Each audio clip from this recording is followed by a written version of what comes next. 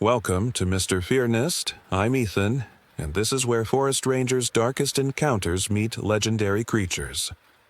If you love mysterious tales from the wild, subscribe now and hit the bell. Drop a comment if you've ever seen something unexplainable in the woods. Now, let's dive into today's chilling story.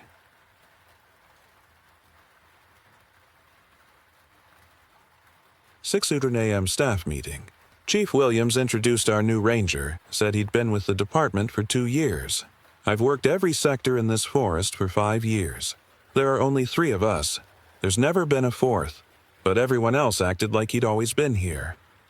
My name is Era Blackwood, and I need you to understand something before I tell you what happened in Everdusk Forest during the winter of 2023. I need you to understand that I'm not crazy. I'm not suffering from isolation psychosis or carbon monoxide poisoning or any other rational explanation that will let you sleep tonight. What I'm about to tell you is real. It happened, and it's still happening. Everdusk Forest earned its name honestly. The trees here, ancient Douglas firs and western hemlocks, grow so thick and so tall that twilight comes early and stays late. Even at noon on the brightest summer day, the forest floor exists in perpetual dusk. Moss hangs from branches like funeral shrouds. The air tastes of rot and growth, that peculiar smell of things dying to feed new life. It's beautiful in a way that makes your chest ache, beautiful and wrong. I'm 34 years old. I grew up in the logging towns that ring this forest, watching my father and grandfather come home with sawdust in their hair and stories about sounds they'd heard deep in the old growth. Sounds that didn't match any animal in the field guides. My grandmother was Kino, and she had different stories. Older stories about why certain groves were forbidden, why you never followed game trails after dark, why you never, ever answered voices calling your name from between the trees. I thought they were just stories, the kind every forest collects like moss, growing more elaborate with each telling.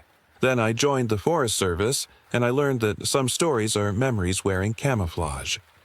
That morning, when Chief Williams introduced Ranger Thane Morrison, I felt something cold slide down my spine. Not recognition exactly. Something worse. The absence of recognition. My mind refused to place him even as Williams recited his work history, his certifications, his commendations. Thane stood there smiling, wearing the uniform correctly, saying all the right things, and every instinct I'd honed over 5 years in this forest screamed that he was wrong. Silas Chen noticed, too. I could tell by the way his jaw tightened, by the slight pause before he shook Thane's hand. Silas had been my partner for 3 years.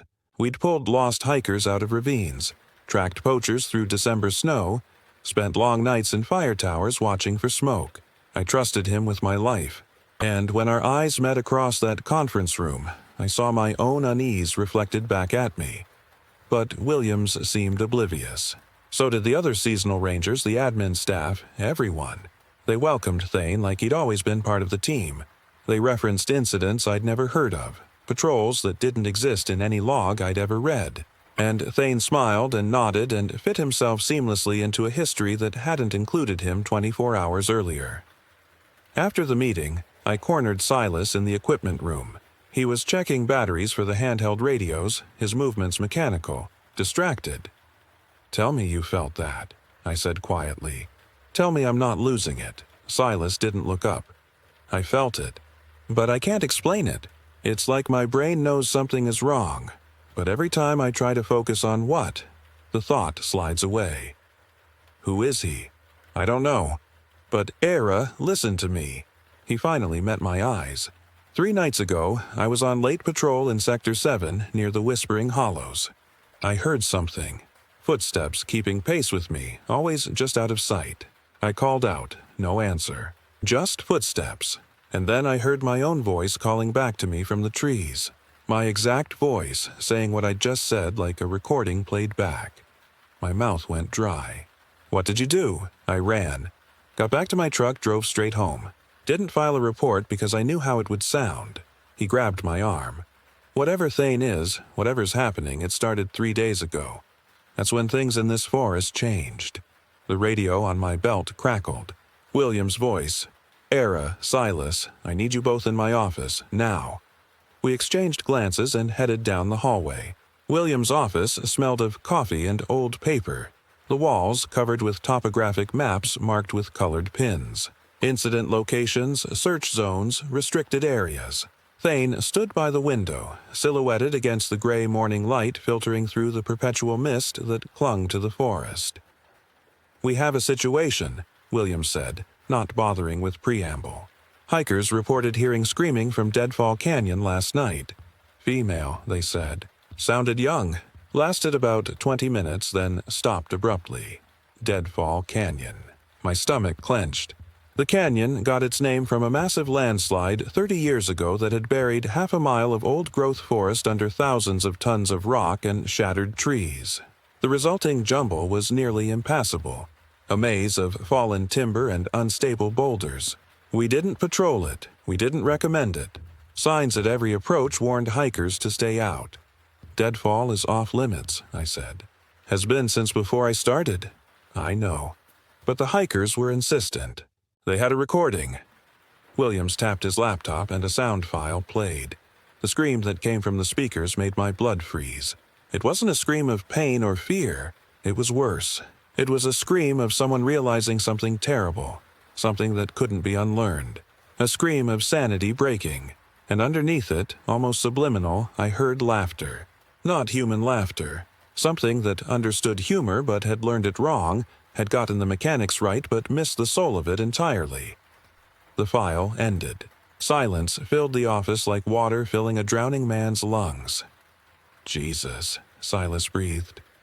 "I need you two to check it out," Williams said. "Full safety protocols, in and out by nightfall. Just confirm whether there's someone in trouble or if it's acoustics playing tricks." "I'll go with them," Thane said. His voice was pleasant, helpful, exactly what you'd expect from a concerned ranger.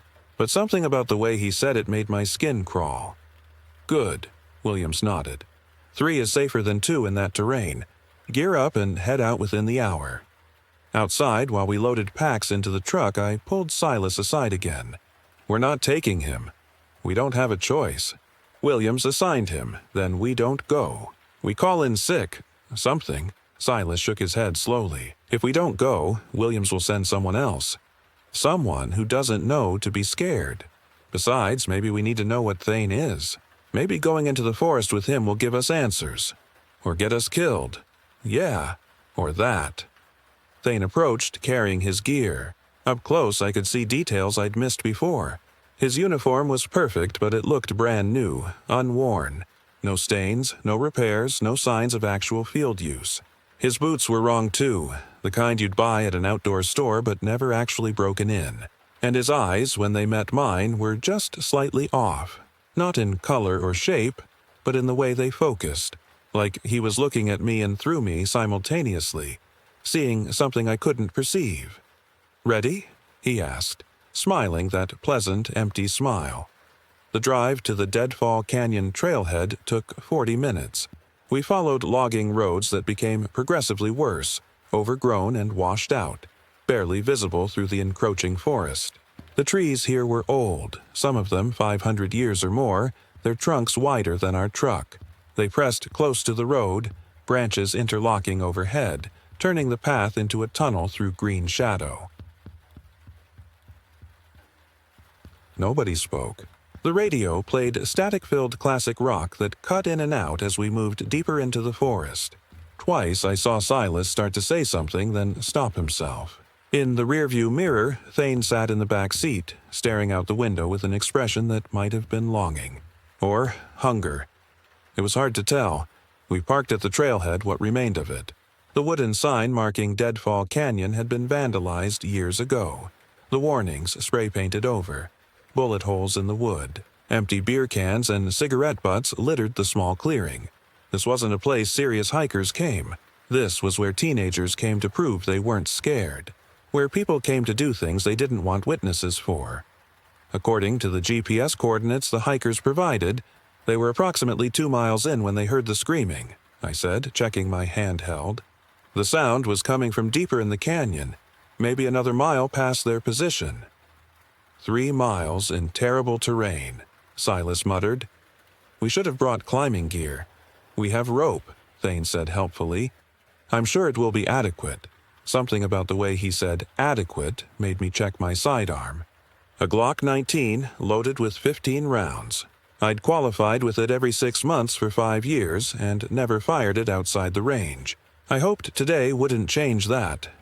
The trail into Deadfall Canyon was barely visible, more of a game trail than a human path. We had to push through salal and Oregon grape, ducking under moss-draped branches, climbing over nurse logs that had been growing their own forests for decades. The sound of our passage seemed too loud, unnatural. Birds went quiet as we approached, then resumed their calls only after we'd moved on. Normal forest behavior, but it felt wrong. Like we were being tracked, cataloged, assessed. An hour in, we found the first marker. A piece of orange surveyor's tape tied to a branch about 7 feet up. Old, faded by weather, but still visible. Who marked this trail? Silas asked. Nobody official, I said. No surveys have been done in this canyon since the landslide. Thane reached up and touched the tape. His fingers brushed it gently, almost reverently. Someone's been here before. Someone who wanted to be found. Or wanted others to follow. We found more tape every 100 yards or so. Always high up, requiring you to look up to see it. And always deeper into the canyon, leading us toward the heart of the deadfall where the landslide had transformed the landscape into chaos. The terrain became treacherous. We climbed over fallen logs as thick as cars, their bark long since rotted away, the wood beneath soft and crawling with beetles. We navigated between house-sized boulders that had tumbled from the cliffs above.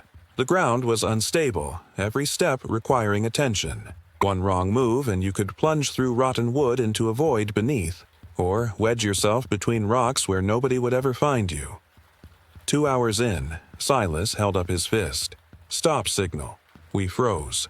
He pointed ahead and I saw what had caught his attention. A tent, or what remained of one.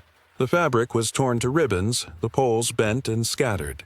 It was wedged between 2 fallen trees, almost hidden by the overgrowth of ferns and moss. We approached carefully, weapons drawn.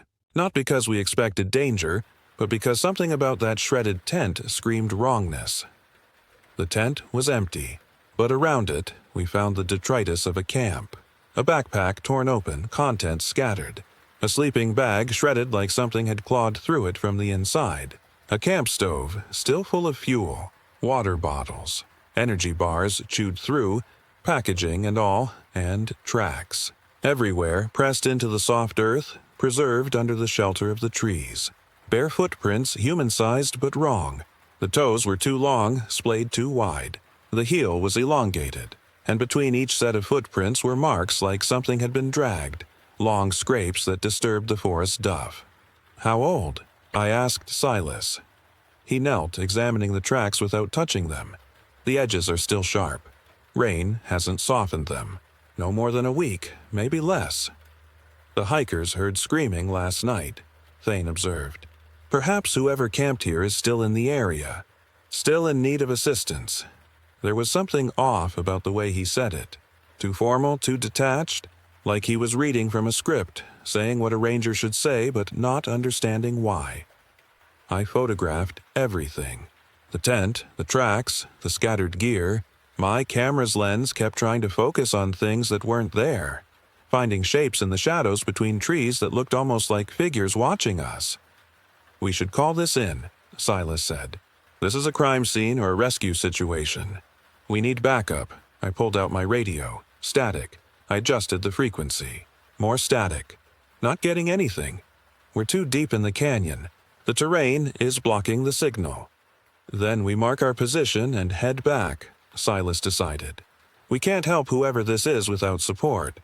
We could continue, Thane suggested. The screaming came from deeper in. If someone is injured, trapped, every minute counts. He was right, technically. Ranger protocol said we should continue if someone's life was at immediate risk.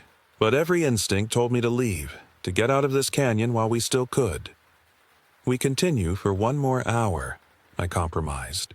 If we don't find anything, we turn back. Agreed, Silas nodded reluctantly. Thane smiled that empty smile. We pushed deeper. The deadfall became worse, the forest darker.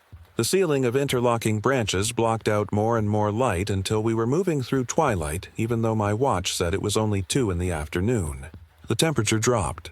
Our breath began to mist. The surveyor's tape continued, leading us onward.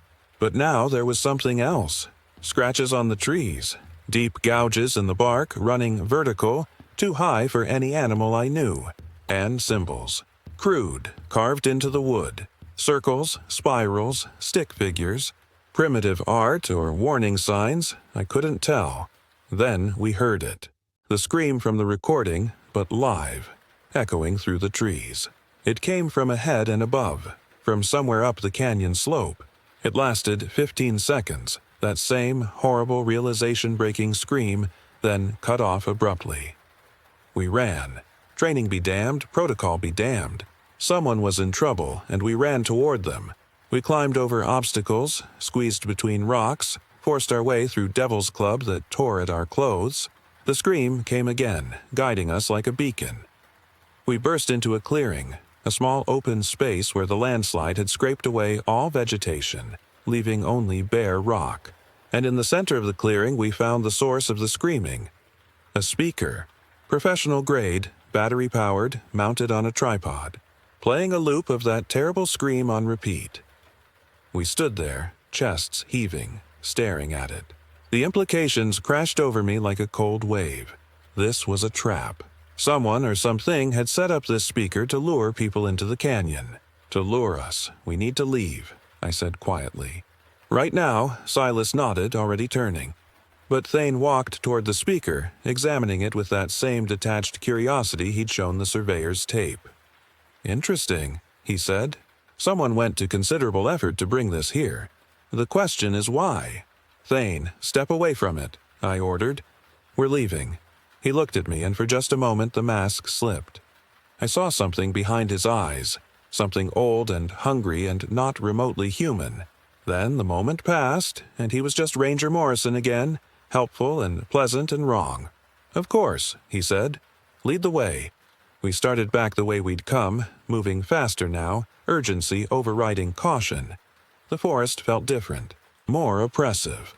The shadows between trees seemed deeper, more active. I kept seeing movement at the edge of my vision, shapes that weren't there when I turned to look. That's when we realized we were lost. The terrain looked wrong. We should have been retracing our steps, following our own disturbance in the ground cover. But nothing looked familiar. The trees were too close together. The fallen logs were in different positions. Even the light was wrong, coming from the wrong direction. We've been turned around, Silas said, trying to keep his voice calm. Let me check the GPS. He pulled out the handheld. The screen showed our position as a blinking dot, but the map around it was blank. No terrain data, no trails, no landmarks. Just a void with us at the center. That's impossible, I said. We loaded the full region map this morning. I checked it myself. Well, it's gone now. The device thinks we're in the middle of nowhere. Literally nowhere. I tried my radio again. Static. I tried my cell phone. No signal. We were cut off, isolated in a forest that shouldn't exist this way, following a path that led us in circles. We'll navigate by compass, I decided. Due west should take us back to the road eventually. I pulled out my compass. The needle spun lazily, making full rotations pointing at nothing. I tapped it, shook it. The needle kept spinning. Mine, too, Silas said, his voice tight with fear now. Something is interfering with the magnetic field. Or something wants us to stay here, Thane said quietly. We both looked at him. He was staring into the trees, his head tilted like he was listening to something we couldn't hear. What did you say? I demanded. I said something wants us to stay here, in the forest. With it. He turned to face us fully. You felt it, didn't you? At the staff meeting. You knew I was wrong. Knew I didn't belong. But you couldn't make your mind hold on to that knowledge. Couldn't make yourself act on it. Who are you? Silas's hand moved toward his weapon. Who am I? Thane smiled, and this time there was nothing pleasant about it. I'm what happens when the forest gets hungry. When it needs new parts. New components to wear like clothes. Ranger Morrison was here 6 months ago. Got lost in Deadfall Canyon. Called for help that never came. The forest answered instead. It took him apart, learned him, understood how he fit together. And then it made me a better version. One that could walk into your station, into your lives, and you just accept it because your minds couldn't hold on to the wrongness long enough to reject me. He was changing as he spoke. His outline blurred, became less distinct.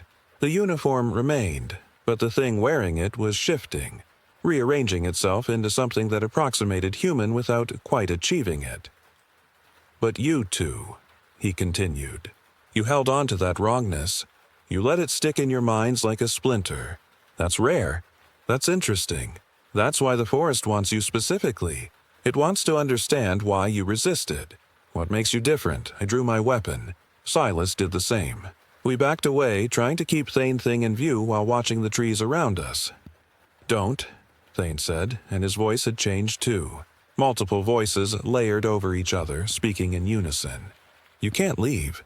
The paths won't let you. The forest won't let you. You're already lost. Already part of it. You just haven't accepted it yet.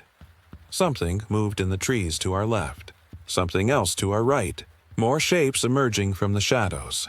Tall, thin, wrong. Wearing ranger uniforms, hiker clothes, camping gear. All of them moving with that same disjointed gait that Thane had. All of them smiling. How many? Silas whispered. I count 8.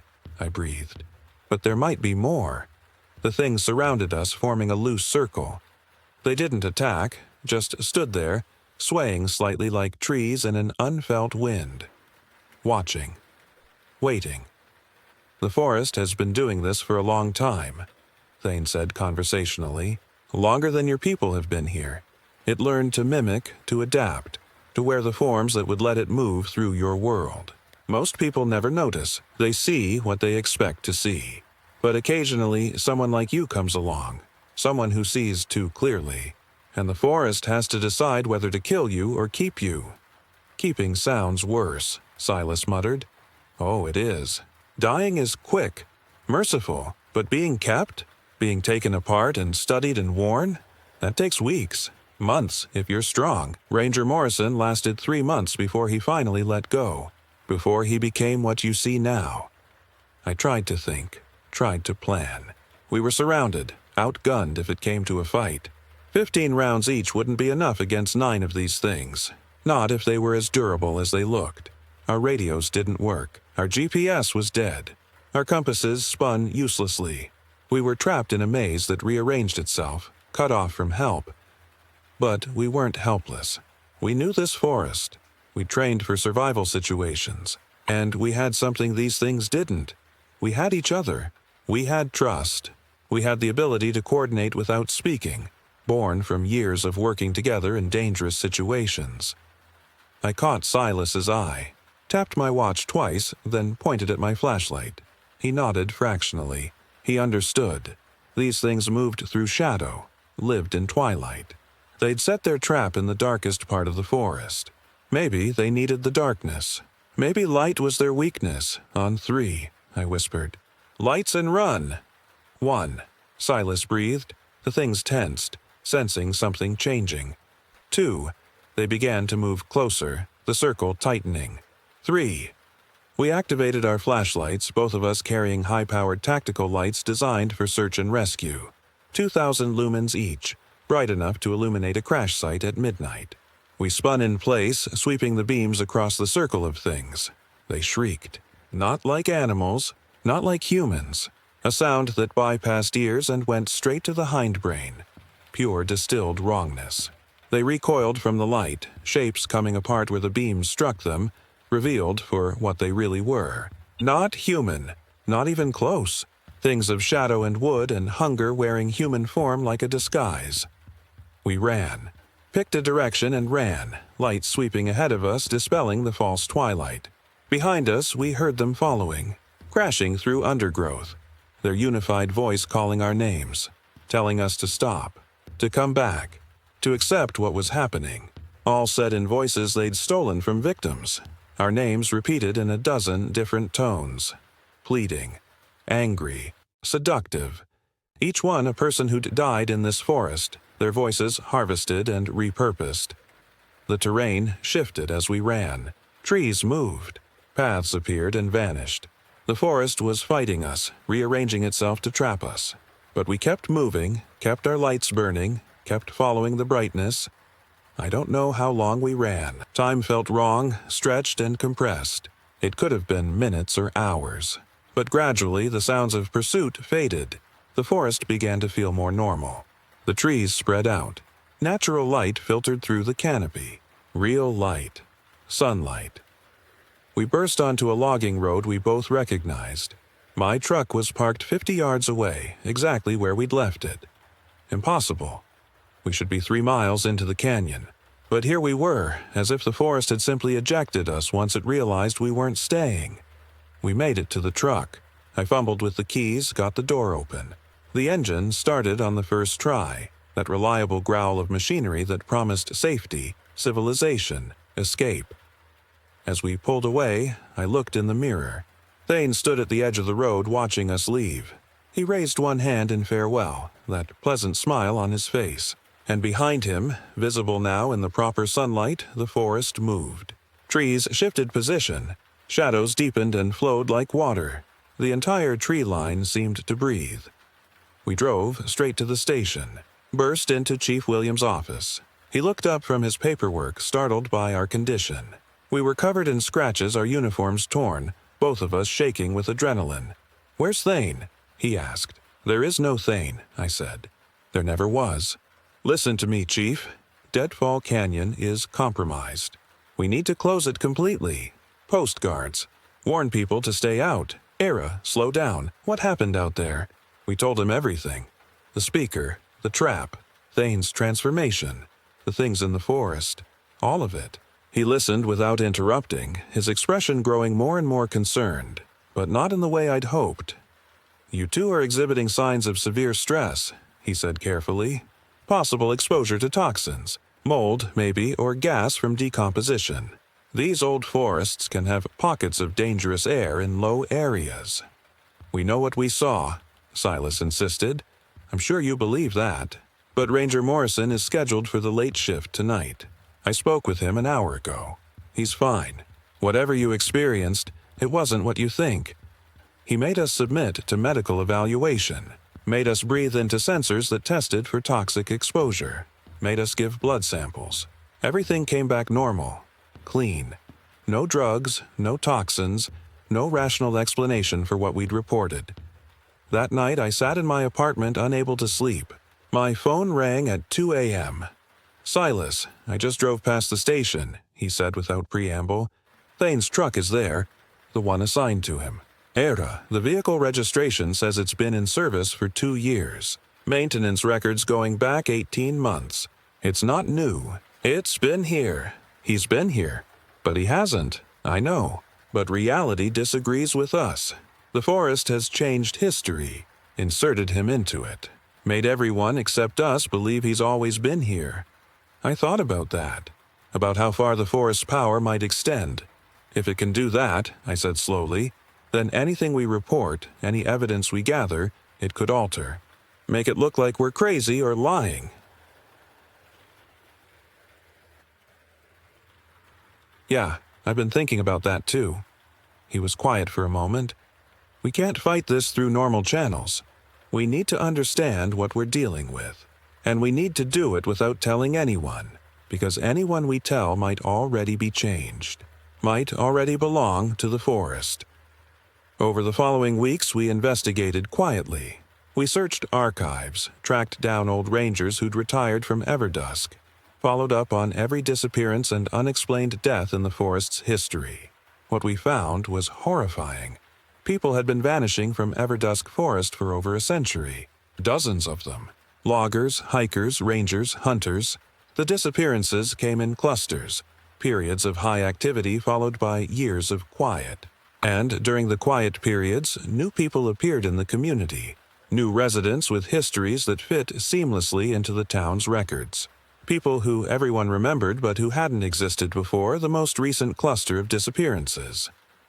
The forest was hunting, learning, replacing.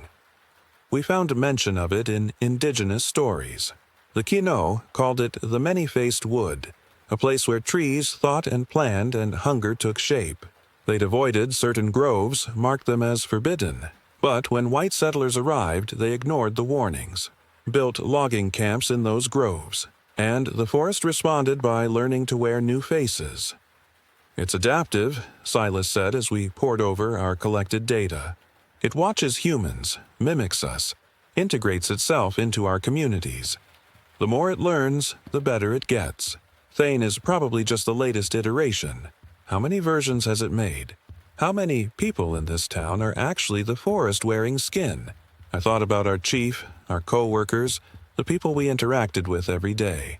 How many of them were real? How many were other? "We need to expose it," I said. "Get word out. Make people aware. And say what? That the forest is alive and eating people? They'll lock us up or fire us. The forest has had a century to establish itself. It's everywhere now." He was right, but we couldn't do nothing. Couldn't just accept that we lived surrounded by predatory things wearing human form. That's when we decided to go back into Deadfall Canyon, not to confront the forest. We weren't that stupid, but to document it, to gather evidence so undeniable that it couldn't be ignored or explained away. We needed proof. We prepared for 3 weeks, gathered equipment, cameras with redundant storage, audio recorders, air quality monitors, weapons, though we weren't sure what good they'd do. We mapped our route obsessively, memorized landmarks, set up dead man switches that would upload everything to multiple secure servers if we didn't check in. We told no one, especially not Chief Williams. If he was compromised, telling him would just warn the forest. On a cold morning in early December, we entered Deadfall Canyon again. This time we were ready. This time we knew what we were walking into. The forest felt different immediately, expectant, like it had been waiting for us to return. The paths seemed clearer, almost welcoming. The surveyor's tape was still there, bright orange against gray wood. We followed it deeper, cameras rolling, documenting everything. We found more campsites, 5 of them, all destroyed in the same way. Tents shredded, gear scattered, no bodies, just those wrong footprints and drag marks leading away into the trees. We found the speaker still broadcasting its loop of screams. We dismantled it, examined it. The electronics were standard, nothing unusual. But it had been modified. The battery compartment held something organic, roots or veins, hard to tell, growing through the circuits, integrating with the technology. "It's learning to use our tools," Silas whispered. "God help us, it's learning." We pushed deeper, found the place where the deadfall ended and the old growth began. Trees so ancient they'd survived the landslide, their roots too deep to dislodge. And in their shelter we found structures, not buildings, not exactly, formations of wood and stone that suggested intentional design, arches, cairns, things arranged in patterns that hurt to look at, that made my brain struggle to process the geometry. And everywhere, those symbols carved into bark, circles, spirals, stick figures arranged in scenes. "It's art," I breathed. "The forest is making art, or keeping records," Silas said. He pointed to one particularly complex carving, dozens of stick figures arranged in a spiral pattern, each one slightly different. "Look at the details. Different clothes, different poses. These are portraits. It's recording every person it's taken." I photographed everything, forcing myself to work methodically despite the horror. These carvings represented lives. People who'd come into this forest and never left. People whose forms the forest had studied, learned, worn. That's when we heard the footsteps. Multiple sources, surrounding us. Things moving through the trees with that distinctive awkward gait.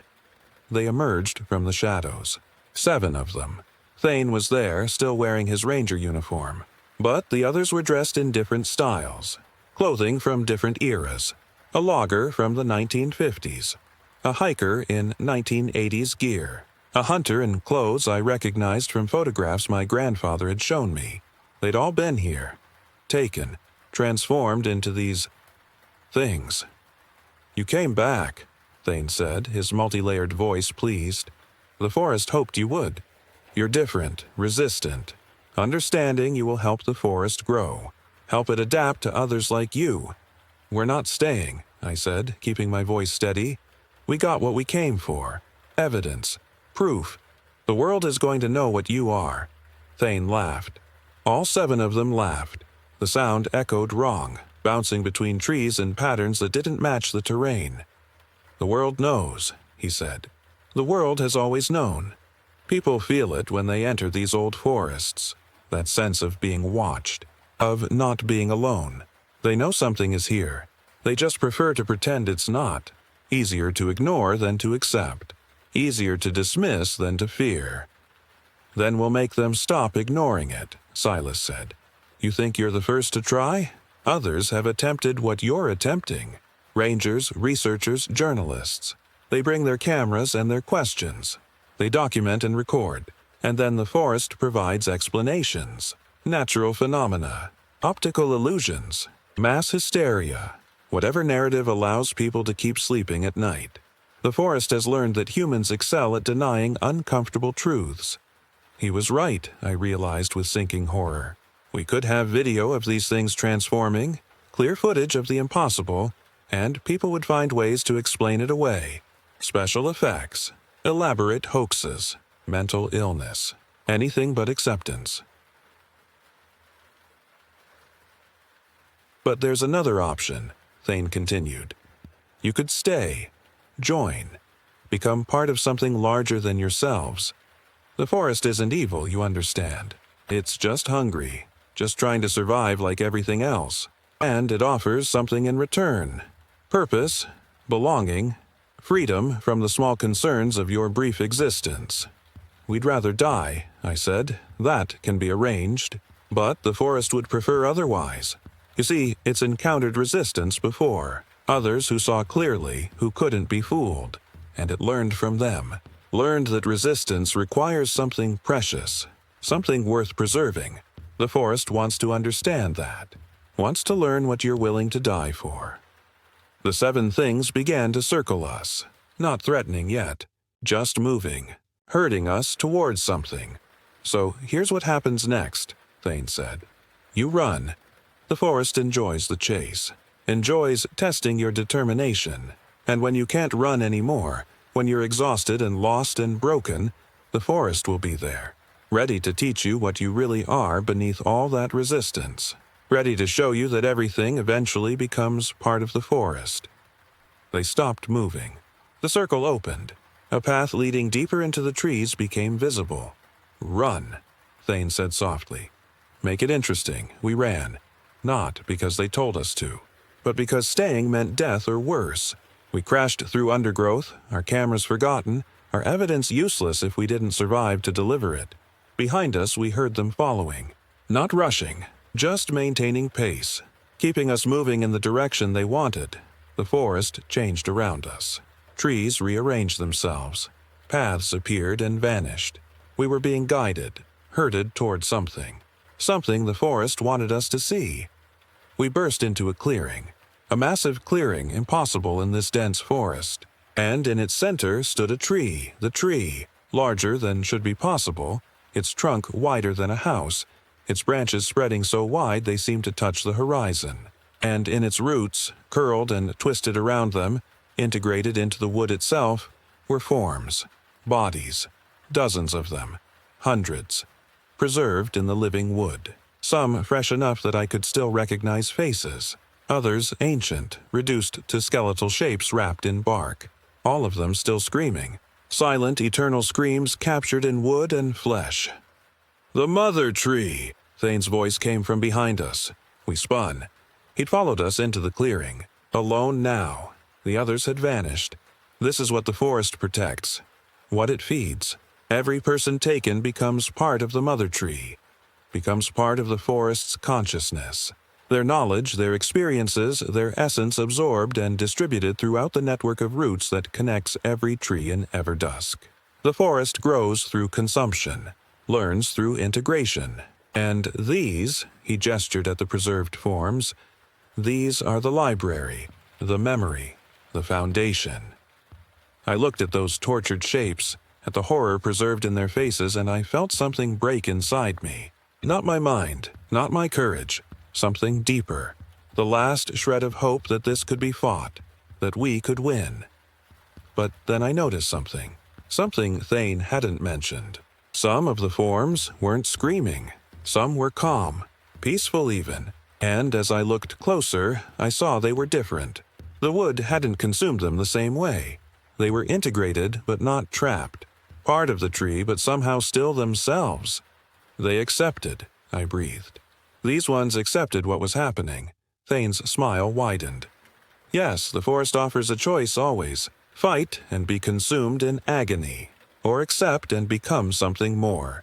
Those who accept retain themselves, become voices in the collective, contributors rather than victims. That's not a choice, Silas spat. That's coercion, is it? The forest can't force acceptance. It can only make the alternative unpleasant enough that acceptance seems preferable. But some people, he looked at us meaningfully, some people never accept, never break. They endure centuries of integration, screaming the whole time, and the forest learns from their strength even as it destroys them. Why are you telling us this? I demanded. Because the forest has decided. You're too resistant to integrate easily, too strong to break quickly. So instead, it's offering you something unprecedented. Freedom. You can leave. Return to your lives. On one condition. What condition? Don't tell. Don't warn. Don't try to expose what you've learned. Let the forest continue its work. Let it feed and grow and spread. In exchange, it will leave you alone. You'll live out your normal lives, and when you die naturally decades from now, it will take you then. Peaceful integration rather than forced. A good death rather than a bad one. I looked at Silas. He looked at me. We'd worked together long enough that words were unnecessary. We both knew what we had to do. No, I said. We can't let this continue. Won't let it continue. Whatever you do to us, we're going to fight, Thane sighed. The forest thought you'd say that. But it wanted to offer the choice. Wanted you to understand that what happens next is your decision. The ground beneath us trembled. The roots of the mother tree began to move, writhing up through the soil like serpents. The 7 things emerged from the trees again, circling closer. This time, they weren't hurting. They were hunting. Last chance, Thane said. Accept the offer. Live. Never, Silas growled. Very well. The forest will learn from your resistance. We'll study your strength as it breaks you down. You should feel honored. Few are chosen for such detailed integration. Your screams will teach future trees about human determination. Your agony will inform the forest's understanding of courage. You'll become legends in the wood's memory. The roots lunged toward us. We dove apart, scrambling away from the mother tree. I fired my weapon. The bullet struck Thane, passed through him, did nothing. He wasn't solid, wasn't flesh, just shadow and wood wearing human shape. The things closed in. I grabbed Silas's arm, pulled him toward the edge of the clearing. Maybe if we could get back into the regular forest, away from the mother tree's influence, we'd have a chance. We ran. The roots pursued, bursting from the ground, reaching for our ankles. The 7 things matched our pace, always just behind, driving us away from any escape route. The forest itself seemed to fight us. Branches whipped at our faces. Vines caught our feet. The ground became treacherous, full of hidden holes and loose stones, but we kept running, because stopping meant integration, meant becoming part of that screaming library in the mother tree's roots, meant spending centuries in agony while the forest learned from our suffering. We ran until we couldn't run anymore, until our lungs burned and our legs gave out. We collapsed in a narrow ravine, pressed against cold stone, weapons raised, waiting for the end. It didn't come. Slowly, I realized the sounds of pursuit had stopped. The forest was quiet, normal quiet, birds singing, water trickling, wind in branches. The twilight had brightened. We could see actual sky through the canopy. What happened? Silas gasped. I didn't know. But as I looked around, I realized we were no longer in Deadfall Canyon. We were in a different part of the forest. A part I recognized. close to the road. Close to civilization. It let us go, I said wonderingly. Why would it let us go? Then I saw it, on a nearby tree, carved fresh into the bark. A symbol I'd seen before, a spiral with a line through it, and beneath it, words carved in that same crude style. Tell no one or return. Understanding crashed over me. The forest was testing us. It had let us escape to see what we'd do. Would we keep quiet? Accept the deal? Or would we try to warn others, in which case we'd return? Not physically, but our consciousness would return, would be pulled from our bodies and integrated into the mother tree while our physical forms became new vessels for the forest to wear. It was the perfect trap. We could have our lives, our freedom, but only if we stayed silent. Only if we let others walk unknowing into Deadfall Canyon. Let them be taken, consumed, added to the screaming library, or we could speak out. Try to warn people, and in doing so, condemn ourselves to the exact fate we'd been trying to avoid. What do we do? Silas asked quietly. I thought about it for a long time. Thought about those preserved forms in the mother tree's roots. Thought about all the people who'd vanished over the decades. Thought about Thane and the other things wearing stolen shapes, walking through our world, learning to mimic us better with each iteration. We don't tell, I said finally. Not yet. Not directly. Then what? We document everything. Write it down. Record it. Create a record that survives us. And we wait. Wait for someone like us. Someone who sees clearly. Someone who won't be dismissed as crazy. And when we find them, we give them everything we know. Let them decide what to do with it. It was a coward's choice, maybe. But it was the only choice that gave us a chance. A chance to live. A chance to find a way to fight back eventually. A chance to hope that someday, someone would be strong enough or smart enough or lucky enough to expose what lived in Everdusk Forest. That was 3 months ago. We still work for the Forest Service. Still patrol Everdusk's borders. We watch people hike into the old growth, knowing what waits for them, and we say nothing. Because saying something means returning to that clearing, to that tree, to an eternity of screaming. Thane is still there too, still showing up for his shifts, still smiling that empty smile. Sometimes I catch him watching us and I know he's waiting to see if we'll break our silence, waiting for an excuse to drag us back into the forest's embrace. I don't know how long we can maintain this silence. Don't know how many people will vanish before we find someone we can trust with the truth. Don't know if that person even exists, but I'm writing this now as insurance, as a record. Because if you're reading this, something has happened to me. Either I've tried to warn someone and been taken, or the forest has decided I'm not trustworthy after all, or I'm dead by other means, and this document has been released as planned. If you're reading this, you need to know, Everdusk Forest is alive. It thinks, it hunts, it learns. And it's been integrated into human society so thoroughly that exposing it might be impossible. But maybe you're different. Maybe you're strong enough to fight it, or smart enough to destroy it, or brave enough to die trying. I hope so, because someone needs to stop this. Someone needs to face the mother tree and burn it to ash. Someone needs to free those screaming souls trapped in its roots. I couldn't be that person. I chose life over heroism, chose silence over sacrifice. But maybe you can be. Maybe you're reading this and feeling that cold certainty that some things are worth dying for, worth fighting for even when the fight seems hopeless. If that's you, then I'm sorry. Sorry for what you're about to face. Sorry that this burden has fallen to you, but also thank you. Thank you for being braver than I was, for being willing to do what needs doing. There's a map attached to this document. It shows the location of Deadfall Canyon, of the Mother Tree, of every disappearance site we documented. There are photos, audio recordings, everything we gathered. Use it. Find allies. Make a plan. And when you're ready, go into that forest and end this. Just remember, the forest learns. It adapts. It uses your expectations against you. Don't trust your senses.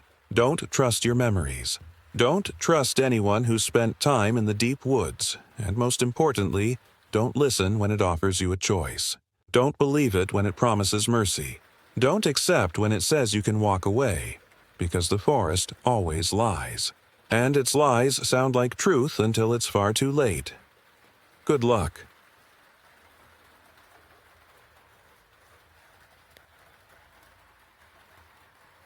At 5:52 a.m., I discovered my topographic map had changed overnight. The river that shouldn't exist for another 40 miles was now drawn through Section 7. When I radioed to report the misprint, dispatch went silent. Then, a voice I didn't recognize whispered, "Check the river." It was there, flowing, impossible. My name is Arden Blackwood, and I am the guardian of Elarn Forest. What I'm about to tell you happened in the autumn of 2019, and it still haunts every shadow I see, every branch that cracks in the darkness beyond my cabin window. Some people call me a forest ranger, but that title feels too small for what I really am. I am the last line between civilization and whatever lives in the deep places of these ancient woods. I am 37 years old. I have been guardian here for 11 years. And in those 11 years, I have seen things that would drive most people to madness. Elarn Forest is not like other forests. It spans 43,000 acres of old-growth timber in the remote highlands, where the trees grow so thick that daylight becomes a memory by mid-afternoon. The forest sits at the convergence of 3 mountain ranges, creating a geographical anomaly that traps weather patterns and generates microclimates unlike anything in the surrounding region. Scientists have studied it. Hikers have mapped it. Conservation groups have fought to protect it.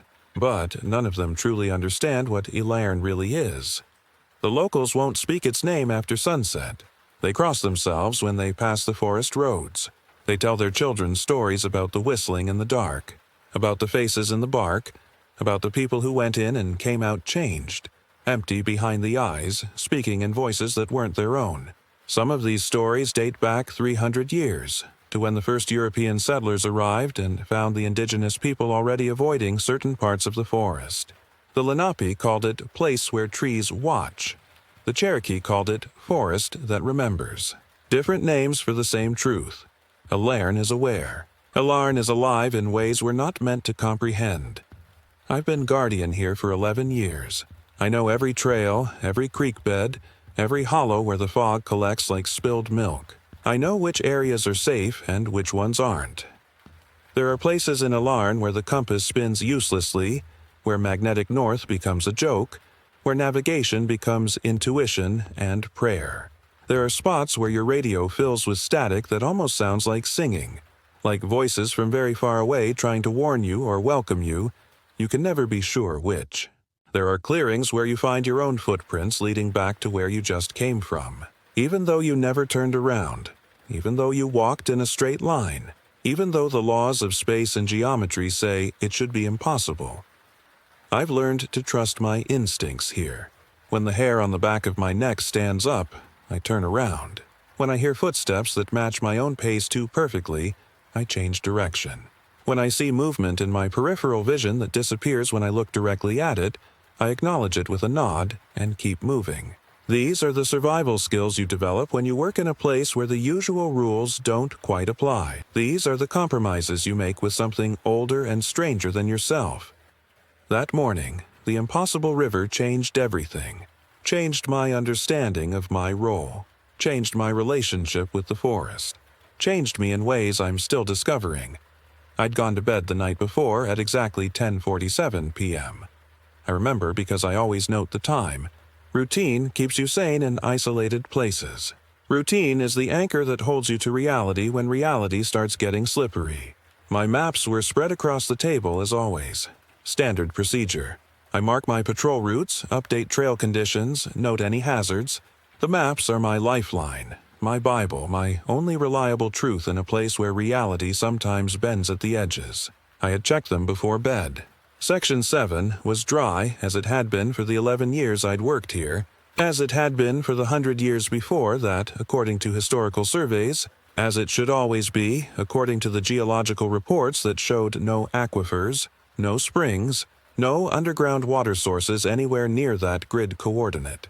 When I woke at 5:52 a.m., called by some instinct I couldn't name, by some alarm that rang in my bones rather than my ears, I saw the blue line cutting through Section 7. A river, drawn in my own hand in my own ink, though I had no memory of drawing it. The cartographic style was mine. The line weight was mine. The notation symbols were exactly how I would mark a water feature. But I had not drawn it. I would have remembered. I would have questioned it. I would have investigated before marking something so significant on my primary navigation map. The ink was fresh, still slightly wet when I touched it with a trembling finger. My fingers came away blue. I stared at them, at the ink staining my skin. Physical proof that this was real, that I wasn't dreaming or hallucinating. The blue was the exact shade I used for water features. The bottle sat on my desk, cap still on, no spills. But somehow, while I slept, while I was unconscious and vulnerable, something had used my hand or my ink or my knowledge to alter my maps. Section 7 is bone dry, always has been. The nearest water source is Cathedral Creek, 41 miles northwest. I've walked Section 7 100 times. Nothing but cedar groves and limestone outcroppings. The soil there is thin and rocky, unsuitable for sustained water flow. No water, certainly no river. The geological surveys going back to 1923 confirmed this. The satellite imagery confirmed this. My own eyes, my own feet, my own experience confirmed this. And yet, here was a river, mapped and labeled and real on paper, daring me to believe in its existence. I grabbed my radio with shaking hands. My heart was hammering in my chest. My mouth was dry. I felt like I was standing on the edge of something vast and terrible. Like I was about to step off a cliff into an abyss that had been waiting for me my whole life. Base, this is Guardian Arden. I've got what looks like a cartographic error on my primary map. Can you confirm the water table readings for Section 7? Static. Harsh and loud, like the sound of reality tearing at the seams. Then more static, modulating in ways that almost sounded like words, like language from a frequency my ears weren't designed to hear. Then silence so complete it felt like the radio had died in my hand, like the batteries had drained instantaneously, like the very concept of radio communication had ceased to exist within the bubble of my cabin. I stared at the device. The power light was still on. The frequency was set correctly. The squelch was properly adjusted. By all technical measures, the radio was functioning, but it produced no sound, no static, no carrier wave, nothing. Just as I was about to try again, just as I was about to shake the radio or check the antenna or do something, anything to restore communication, a voice came through. Not dispatch. Not anyone I recognized. Not anyone human, though it wore the shape of a human voice like an ill-fitting costume. A whisper that seemed to come from very far away or very close, I couldn't tell which. A whisper that bypassed my ears entirely and resonated directly in the bones of my skull. Check the river. 3 words. Soft, insistent, inevitable. Like a command from God or the devil or something that predated both. The radio went dead immediately after. Truly dead this time. Not even static. The power light winked out. When I pressed the power button, nothing happened. The batteries were drained. Fresh batteries I'd installed 2 days ago, completely depleted in seconds. I opened the battery compartment. The batteries were corroded, eaten away by something that looked like verdigris but smelled like ozone and rotting leaves. I stood in my cabin, watching dawn paint the windows gold, and felt something I hadn't felt in years. Pure animal fear. Not the manageable caution of encountering a bear or the heightened alertness of hearing suspicious sounds. This was primal terror. The fear that prey feels when it realizes it's been marked by a predator. The fear that small creatures feel when the shadow of wings passes overhead. The fear that humans felt before we invented fire and language and civilization, when we were just meat trying to survive in a hostile world. Because deep down, in the part of me that had learned to listen to Alaran's rhythms, in the part of me that had been changed by 11 years of walking among ancient trees and breathing air that was older than nations, I knew. The river would be there. Reality had changed overnight, rewritten itself like words on a page, and only I had been awake to see the edit. Only I had been chosen to witness the impossible made manifest. I packed my field kit with hands that wouldn't stop trembling. Every item felt heavier than it should. Every decision felt momentous. Water filtration system, because even impossible rivers might carry disease. First aid kit, because my body was still subject to physical laws even if the forest wasn't. Flares, red and bright, human signals in a place that was forgetting what human meant.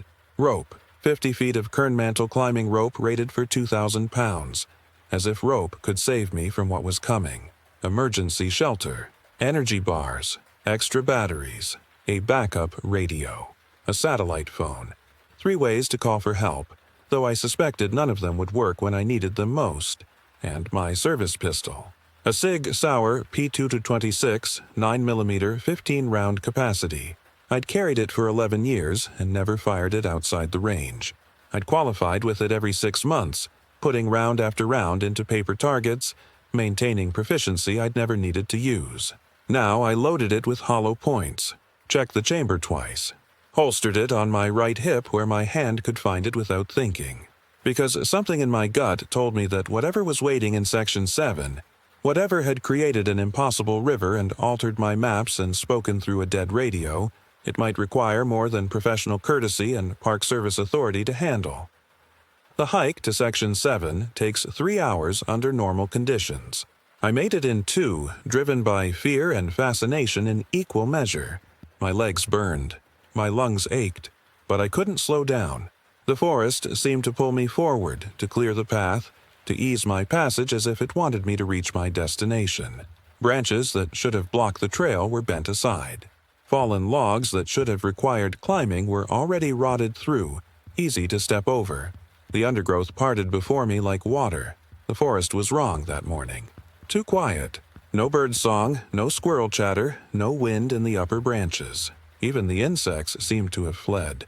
The usual forest sounds, the ambient noise that you only notice when it's gone, had vanished completely. My boots crunched through frost-brittle leaves, and the sound echoed like breaking bones. Like the forest floor was made of calcium and cartilage rather than decomposing organic matter. Each step announced my presence. Each step felt like an intrusion into a space that didn't want me, but needed me.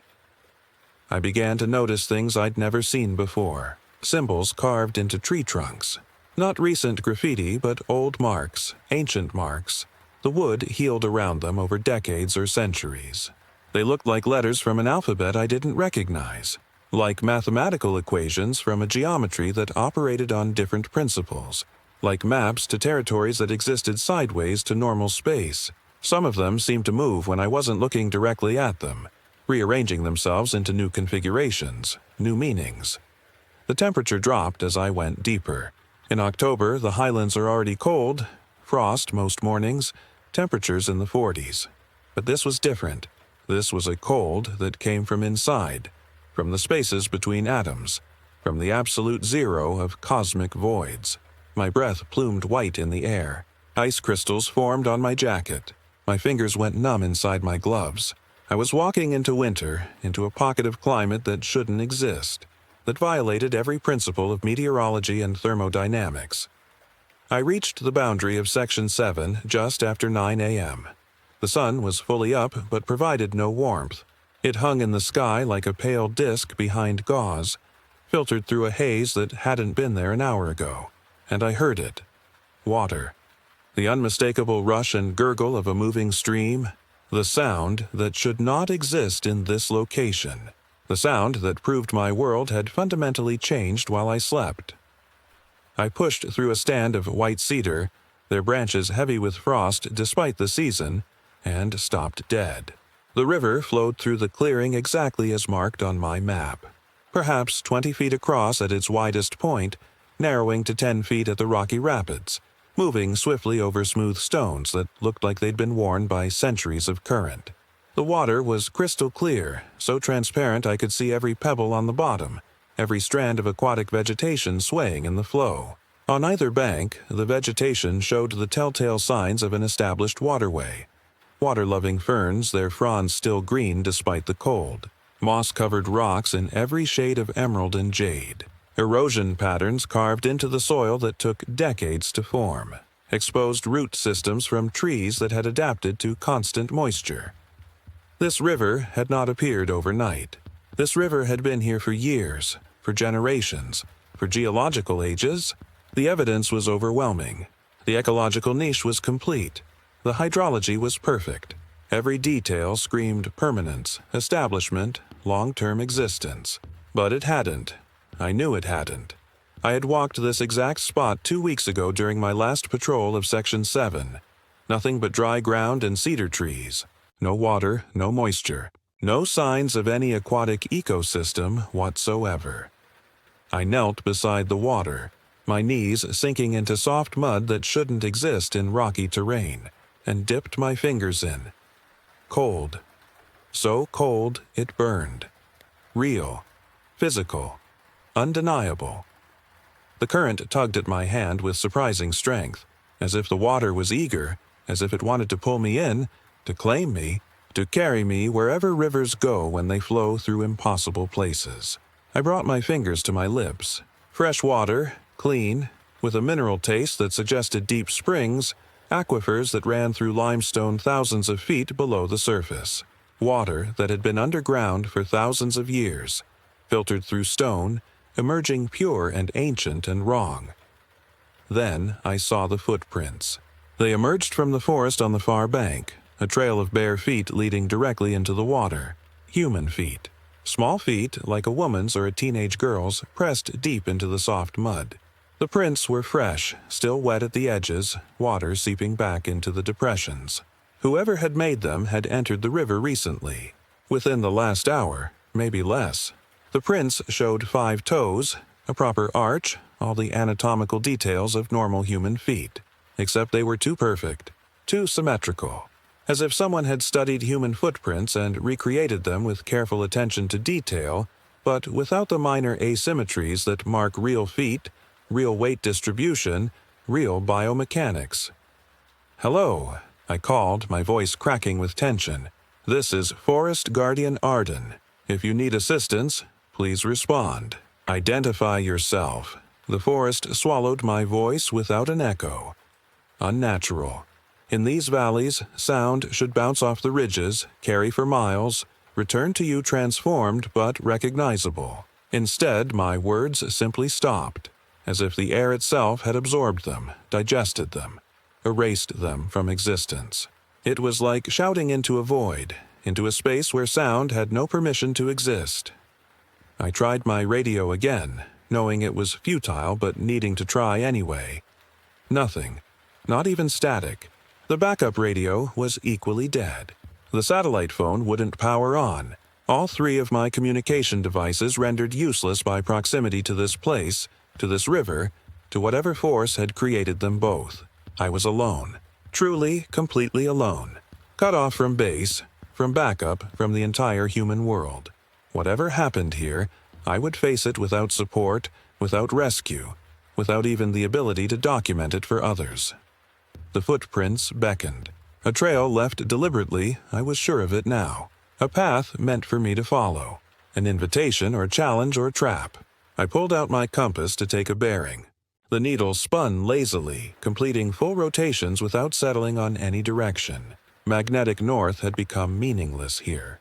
The fundamental tools of navigation, the basic principles I'd relied on for 11 years, had been revoked. I was reduced to dead reckoning, to visual landmarks, to instinct and hope. I followed the footprints into the water. The riverbed was rocky but stable under my boots. The current pushed against my legs with determination, with purpose, as if testing me, measuring my strength, deciding whether I was worthy of passage. The water rose to my knees, then my thighs, soaking through my pants, chilling me to the bone. Cold enough to make my muscles ache, to make every step require conscious effort, to make me wonder if hypothermia would claim me before whatever waited on the other side. But I pushed forward, because turning back was no longer an option, because something had called me here, because I was the guardian, and this was my territory, and I would not be driven from it by fear or cold or impossible geography. On the far bank, the footprints continued. Into the trees. Toward the deep forest, toward the places marked on my maps with red X marks and stern warnings. The forbidden zones. The areas I'd marked myself after 11 years of experience. After encounters I couldn't explain and incidents I didn't report. The places where even I, the Guardian, chose not to go. The places where the boundary between human world and whatever else existed became permeable, unstable, dangerous. I should have turned back then. Should have marked the location with GPS coordinates. Oh, wait. My GPS was dead too, marked it with physical cairns, returned to base, called for backup, requested assistance from other rangers or law enforcement or anyone who might provide support. Standard protocol for unusual situations. Standard protocol designed by people who'd never encountered situations like this, who'd never walked in forests that rewrote reality, who'd never seen rivers appear from nowhere. But something pulled me forward. The same instinct that had woken me at 5:52 a.m. A certainty that this was happening for a reason, that I was meant to follow these prints, that someone or something was waiting for me in the shadows ahead, that this was my purpose, my destiny, the reason I'd become Guardian in the first place. The tracks led me deeper, past the old boundary markers, weathered posts I'd placed myself, marking the edges of the safe zones. Past the point where my detailed maps became vague sketches, where my careful cartography gave way to notes like, "Avoid this area," and unexplained phenomena reported. Past the last place where I felt in control, where I felt like I understood the rules, where I felt like a guardian rather than a trespasser. The trees here were ancient beyond reckoning. Some of them had to be 500 years old, maybe more. Their trunks were wider than my cabin, wider than trucks. Monuments of living wood that had been seedlings when Europeans first arrived in North America. Their branches formed a canopy so dense that twilight reigned even though the sun was still climbing. The light that did penetrate was green and strange, filtered through countless layers of leaves, transformed into something that felt aquatic, submarine. As if I was walking along an ocean floor rather than a forest floor, I began to notice more symbols carved into the bark. More than before. Hundreds of them. Thousands. They covered every tree trunk, every exposed root, every fallen log. Some were tiny, requiring close inspection to see. Others were large, carved deep enough to expose the heartwood, the wounds still weeping sap decades after their creation. They formed patterns I couldn't decipher. Mathematical, linguistic, mystical. Maybe all three. Maybe none. They seemed to pulse with their own light. Or maybe that was my imagination. My mind trying to make sense of sensory input it wasn't designed to process. Some of the symbols moved. I saw them move. When I focused on one directly, it was still static, just a mark in the wood. But in my peripheral vision, I could see them shifting, rearranging, forming new patterns. It was like trying to watch stars appear. You can't see the moment of transition, but you know something has changed between glances. The temperature continued to drop. I could see my breath with every exhalation. Thick white clouds that hung in the still air longer than they should. No wind, no air movement whatsoever. The forest had become a terrarium, a closed system, an isolated bubble where normal atmospheric circulation didn't apply. My jacket was insufficient. My gloves were inadequate. I was slowly freezing, losing core temperature degree by degree, approaching the point where decision-making becomes impaired, where judgment fails, where hypothermia shifts from discomfort to danger. But I kept walking, following those perfect footprints, into the deep forest, into the forbidden zones, into the places where Ilaran's true nature revealed itself. I walked for what felt like hours, though my stopped watch couldn't confirm. Time felt stretched here, distorted. Minutes expanded into eternities, or contracted into instants. I couldn't tell. My sense of duration had become as unreliable as my compass. Then I found the clearing, and I found Leora. She sat with her back against an enormous oak tree, its trunk easily 15 feet in diameter, its roots spreading across the clearing like veins, like fingers, like the reaching tentacles of something that had forgotten it was a tree and was trying to remember what else it might be.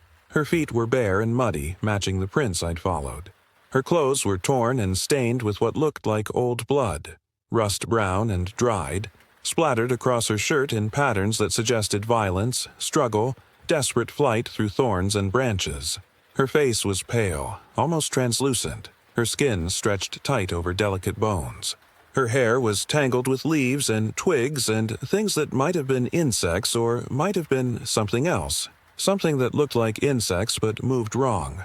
Her eyes were open, staring at me, but she didn't move, didn't speak, didn't react to my arrival in any way. Just sat there in the dying light, in the perpetual twilight of this place, hands resting palm up in her lap, fingers slightly curled, waiting.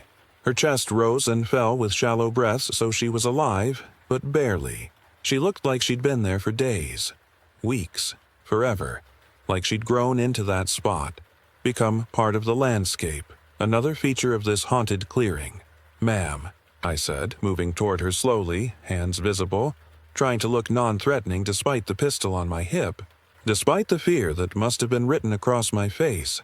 "My name is Arden Blackwood. I'm the forest guardian. Are you hurt? Do you need medical attention?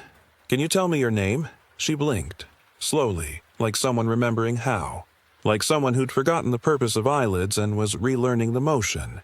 Her eyes focused on me, truly focused, seeing me rather than staring through me. Then she smiled, and it was the most terrible thing I'd ever seen. Not because it was grotesque, not because there was anything physically wrong with it, but because it was wrong in deeper ways. Too wide, too knowing. The smile of someone who understood jokes I couldn't even comprehend, who saw patterns I couldn't perceive, who had been initiated into mysteries that humans weren't meant to witness. "Hello, Arden," she said. Her voice was hoarse, cracked from disuse or screaming or both, but the words were clear, deliberate, each syllable carefully shaped. "We've been waiting for you. We knew you would come. We saw it in the patterns, in the way the leaves fell, in the paths the birds wouldn't fly. We knew the forest would call you. We knew you would answer." "We?" I asked, my hand drifting toward my pistol. "Who else is here?" She tilted her head toward the trees, the motion too fluid, too smooth, as if her neck had more vertebrae than it should. I followed her gaze and saw him then, standing in the shadows just at the edge of the clearing. A man, tall and thin, almost skeletal, wearing what might have once been hiking clothes but were now just rags, strips of fabric hanging from a frame that was more bones than flesh. His face was obscured by shadow despite the even twilight, as if darkness clung to him more eagerly than it clung to other things. But I could see his eyes, reflective, like an animal's eyes caught in firelight, like a deer or a fox or something that hunted in darkness, except they were green where they should be yellow, green like the filtered light through the canopy, green like pond water thick with algae, green like things that grew in places without sun. "That's Ronan," Leora said conversationally, as if we were at a dinner party rather than in a haunted clearing in the deep forest. "He's been here longer than me, much longer. He's forgotten how to leave, forgotten there's anywhere else to go, forgotten that the world outside exists. He's becoming something else now, something the forest needs, something the forest is making." I kept my hand near my pistol, though I wasn't sure what good it would do against whatever Ronan was becoming. "Sir," I said, addressing the shadow, "I'm Forest Guardian Arden Blackwood. I'm here to help. If you're lost, if you're injured, I can get you out. I can get you to medical care. Just step into the light." "Let me see you clearly," Ronan laughed. The sound emerged from the shadows like something physical, like a wave, like a force that pushed against my chest. It wasn't a human laugh. It had too many harmonics, too many overtones, as if multiple voices were laughing in slightly different rhythms, slightly different pitches, creating interference patterns that made my inner ear ache. "I can't leave," he said. His voice was deep and hollow, like sound echoing up from a well, like words spoken from inside a cave, like something that had learned to talk by listening to humans from a distance and mimicking what it heard. "The forest has marked me, has changed me.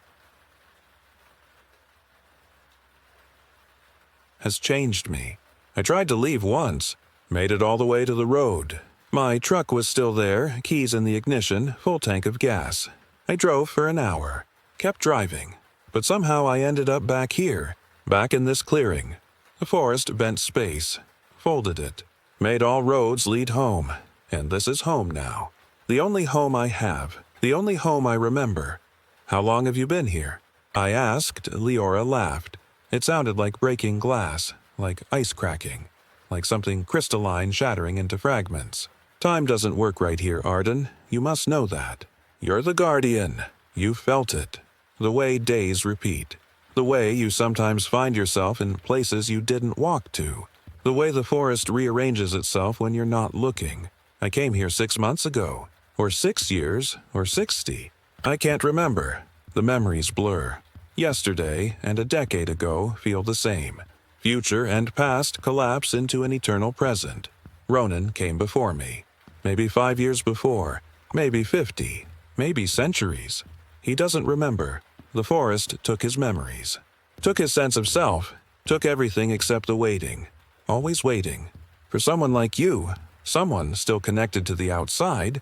Someone who might be able to break the pattern. I felt cold that had nothing to do with the temperature. You need to come with me, I said, trying to sound authoritative, trying to project confidence I didn't feel. Both of you. Right now. I can get you out. Get you to medical attention. Get you back to your families. This isn't normal. This isn't okay. You're experiencing some kind of dissociative episode. Maybe carbon monoxide poisoning. Maybe dehydration affecting your cognition. But I can help. I can fix this.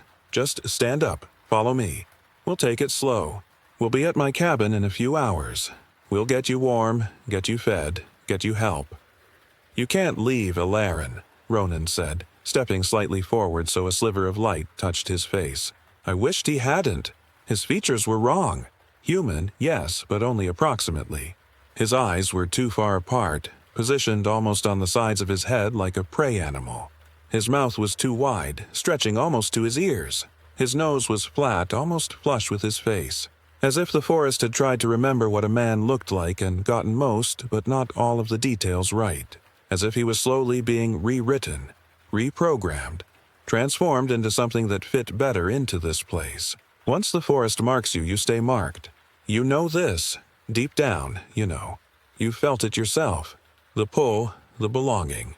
The sense that you're where you're supposed to be even when it terrifies you. What do you mean? Marked? My voice was barely a whisper. Leora stood then.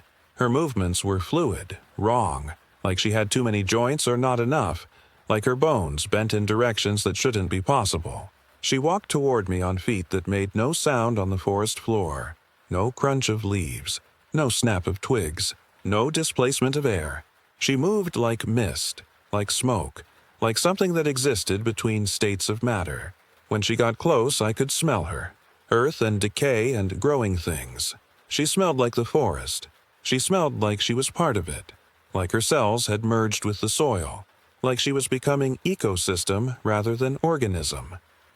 The map changed for you, she said, stopping just inches from me, close enough that I could see my reflection in her eyes, could see how terrified I looked. The river appeared. That's how it begins. The forest reaches out, shows you things that shouldn't exist, draws you in with impossible geography, makes you question your senses, your memories, your understanding of what's real. And once you see them, once you truly see them, once you acknowledge that reality is more flexible than you believed, you can't unsee them. You become part of the pattern, part of the forest's consciousness, part of whatever vast awareness underlies this place. I backed away, my hand finally closing on my pistol grip. I'm the guardian. I protect this place. I protect people. That's my job. That's my purpose. That's why I'm here. Oh, Arden, she whispered, and her eyes filled with something that might have been pity or might have been something else. Some emotion humans don't have a name for. You don't protect people from the forest. You protect the forest from people. You've always known that, haven't you? All those hikers you turned away from certain trails. All those areas you marked as restricted. All those campers you relocated to different sites for no clear reason. You weren't keeping them safe. You were keeping them out. You were obeying the forest, serving it, acting as its agent even before you understood what you were doing. That's not true. But even as I said it, I knew it was a lie. The truth of it hit me like a physical blow, like a punch to the stomach that knocked the air from my lungs. How many times had I felt the forest watching me? How many times had I turned people away from trails because something felt wrong, because the trees seemed too dense, because the birdsong stopped in a way that made my skin crawl? How many times had I attributed these feelings to professional instinct, to years of experience, to a ranger's intuition about weather patterns and wildlife behavior, when really I'd been obeying, serving, following commands from something that didn't use words, keeping intruders away from places that didn't want to be found, acting as guardian not for the humans but for the forest itself. I thought of all the incident reports I'd filed. Strange sounds, unexplained phenomena, equipment malfunctions in certain areas, missing hikers who turned up days later with no memory of where they'd been. I documented everything professionally, objectively, attributing it all to natural causes, to human error, to the usual dangers of wilderness recreation. But I'd also marked those areas in red on my private maps, avoided them in my own patrols, warned others away with vague excuses about unstable trails or aggressive wildlife. I'd been protecting something, just not what I'd thought. "It's choosing you," Ronan said, his voice pulling me back to the present, to this clearing, to this impossible situation. He stepped fully into the light now, and I could see him completely. What had once been a man, what was becoming something else. His skin had a greenish tint, like moss or lichen. His fingers were too long, the joints in the wrong places. His clothes had begun to merge with his flesh, or maybe his flesh had begun to produce fabric-like growths. I couldn't tell which. "You'll become like us, a watcher, a keeper. You'll fade slowly, losing pieces of yourself until there's nothing left but the role. Guardian Arden, no first name, no last name, no history, no future. Just the title, just the function, just the eternal present of service." "No," I said. But my voice was weak, uncertain. "Yes," Leora said gently, almost kindly. "Unless you fight it, unless you break the pattern. That's why we called you here, drew the river, changed your map, made you walk into the deep forest. We need your help, Arden. We need someone who still has enough humanity left, enough will left, enough self left, to do what must be done, to go where we couldn't go, to face what we couldn't face, to say no when everything in you screams to say yes." "What do you mean? What do I have to do?" She pointed deeper into the forest with a finger that had too many bones. "There, at the heart of Alarin. That's where it lives. The old thing, the first thing, the thing that makes the patterns, that calls to people, that marks them, that transforms them.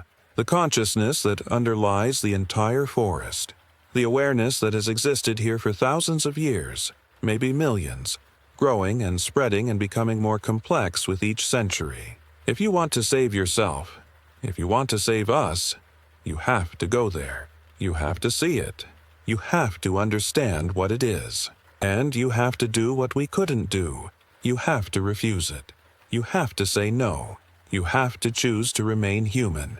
The clearing suddenly felt very cold. Colder than before. Cold enough that I could feel ice forming on my eyelashes. "What is it?" I asked. "What lies at the heart?" Ronan smiled, and I saw his teeth were wrong. Too many, too sharp. Rows of them like a shark, designed for gripping rather than chewing. "We don't know, we forgot. That's what it does.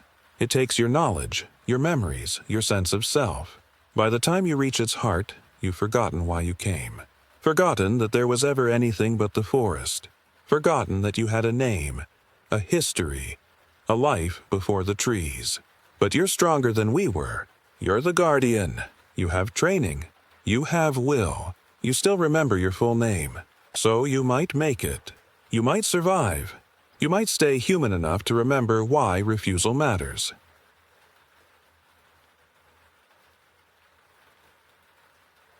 "And if I don't? If I can't refuse? If I succumb, then you become like us, Leora said softly, her voice filled with resignation and despair. "Then you wait here, in this clearing, until another guardian comes, until another map changes, until the pattern repeats again, until the forest calls another. Forever. Always. Eternally waiting for an escape that might never come. Watching the seasons blur together. Feeling yourself dissolve, piece by piece. Becoming less human and more forest with each passing moment that might be a day or a year or a decade." I looked at them both. Really looked at them. Trying to see the people they had been before the forest took them. Leora might have been beautiful once. Ronan might have been strong. They might have had families, careers, dreams, loves, hates, all the messy, complicated humanity that makes a person real. Now they were shadows, echoes, waiting vessels, empty of everything except the longing for release. Trying to imagine myself in their place was like staring into an abyss. Empty. Forgotten. Waiting for an escape that might never come. It was worse than death. Death at least had finality. This was an eternal half-state. Conscious but not alive, aware but not present, existing but not being. How do I find it? I asked, my voice steadier than I felt. How do I reach the heart? Follow the river upstream, Leora said, pointing back the way I'd come. To its source, to where the water emerges from the earth. It will take you there. It always takes you there. That's what it's for. The river is the path. The invitation, the way in. The forest created it specifically for you, specifically for this moment. It's been waiting for you, Arden, preparing for you. All your life has led to this. Every choice you made, every path you took, every decision that led you to become guardian, it was all part of the pattern, all part of the design. You were always meant to come here, to this clearing, to this moment, to this choice. I looked back the way I'd come, though the path was barely visible in the perpetual twilight. I could leave. I could run. I could make it back to my cabin with my training and experience and determination. Pack my things, resign, drive away from Alarn forever. Let someone else be guardian. Let someone else deal with impossible rivers and people who'd lost themselves in the trees and forests that marked you for mysterious purposes. I could walk away from all of this, from the responsibility, from the terror, from the knowledge that reality was more flexible and more horrifying than I'd ever imagined. But I knew I wouldn't.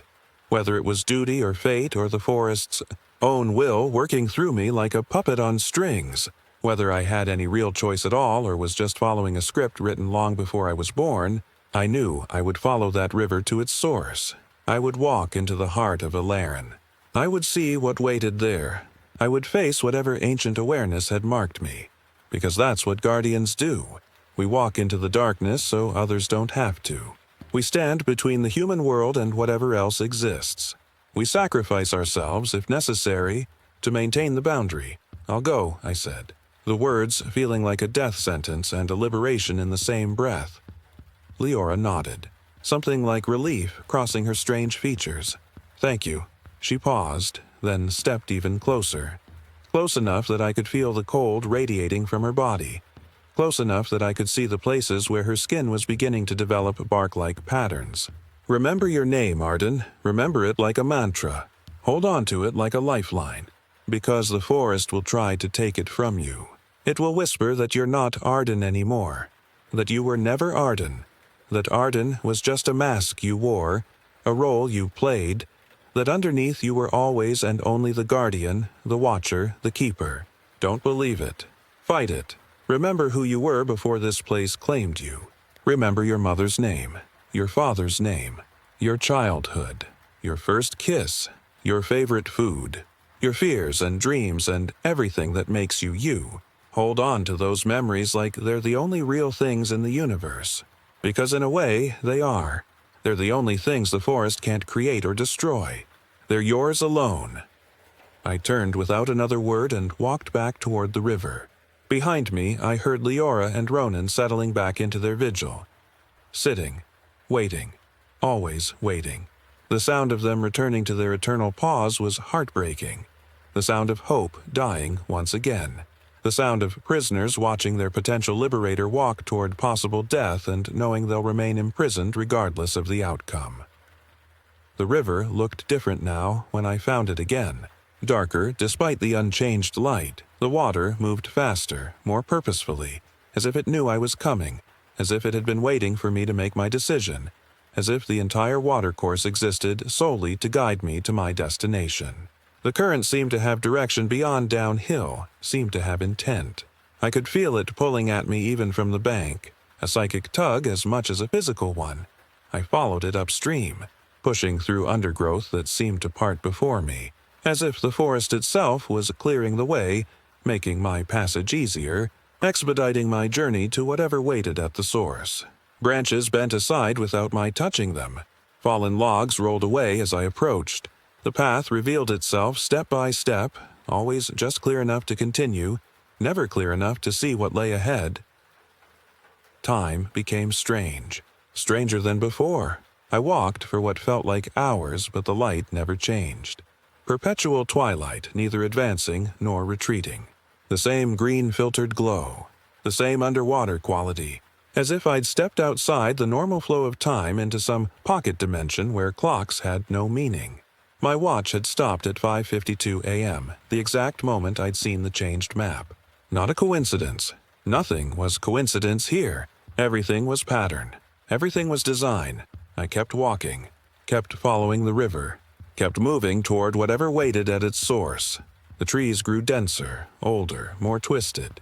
Their branches interlocked overhead, forming not just a canopy, but a cathedral, a nave, a temple to something older than worship. The trunks had faces carved by chance or design, features that watched me pass with expressions ranging from welcome to warning. Some of them moved, or seemed to move, or moved in a way that my eyes couldn't quite capture, shifting between observations. The forest started whispering, not words exactly, but something close, something that lived in the space between language and sound. The rustle of leaves that almost formed syllables, the creak of branches that almost shaped meaning, the drip of water that almost created rhythm. I felt it pressing against my mind, probing, testing, looking for weaknesses, searching for the cracks in my identity where it could pour itself in. Arden Blackwood, I said aloud, my voice startling in the hushed forest. My name is Arden Blackwood. I am 37 years old. I was born in Asheville, North Carolina on March 15, 1982. My mother's name was Sarah. My father's name was Marcus. I have a sister named Claire. I broke my arm falling out of a tree when I was 8. I kissed Emma Chen behind the gym in 10th grade. I am real. I am myself. I am not just the guardian. I am more than my role. I am a person with a history. I exist independently of this forest. The whispers grew louder, more insistent, more aggressive. They tried to tell me different, that I had always been here, that there was no Asheville, no Sarah, no Marcus, no Claire, no childhood, no tree, no Emma. That Arden Blackwood was just a name I'd borrowed, a costume I wore, a mask I presented to the human world. But underneath, in my true self, I was only and always the forest's creature, its tool, its eternal watcher. I had never been anything else. I would never be anything else. No, I said, no. I kept walking, kept repeating my history, my memories, the small true things that made me human. The scar on my left hand from a camping accident when I was 12. The taste of my grandmother's apple pie. The sound of rain on the roof of my first apartment. The smell of coffee brewing. The way sunlight looked through curtains in the morning. Emma's laugh. Claire's voice. My mother singing. My father's hands. Real things. Human things. Things the forest couldn't take from me unless I let it. But with each step, each repetition, I could feel the memories weakening, becoming less vivid, less real. Sarah's face blurred at the edges. Marcus's voice became indistinct. Asheville felt like somewhere I'd read about rather than lived. The memories were still there, but they were losing their anchoring power, becoming stories I told myself rather than experiences I'd lived. The forest was winning. Slowly, inexorably, patient as only ancient things can be. The river became a creek, then a stream, then a trickle, then just wet stones and a depression in the ground, water seeping up from below. I had reached the source, the beginning, the end, the heart of Alarin, the place where the impossible river emerged from impossible aquifers, the place where reality stopped pretending to follow rules. The trees opened into a cathedral space, not suddenly, but gradually, so gradually that I couldn't pinpoint when the forest ended and the clearing began, a space that felt less like a place and more like a presence, less like geography and more like consciousness, less like somewhere you went and more like somewhere that came to you. The ground was bare earth, beaten smooth as if by countless feet over countless years, though I could see no tracks, no signs of passage, just packed earth like ancient road, like ceremonial ground, like threshold. In the center stood a tree unlike any I had ever seen.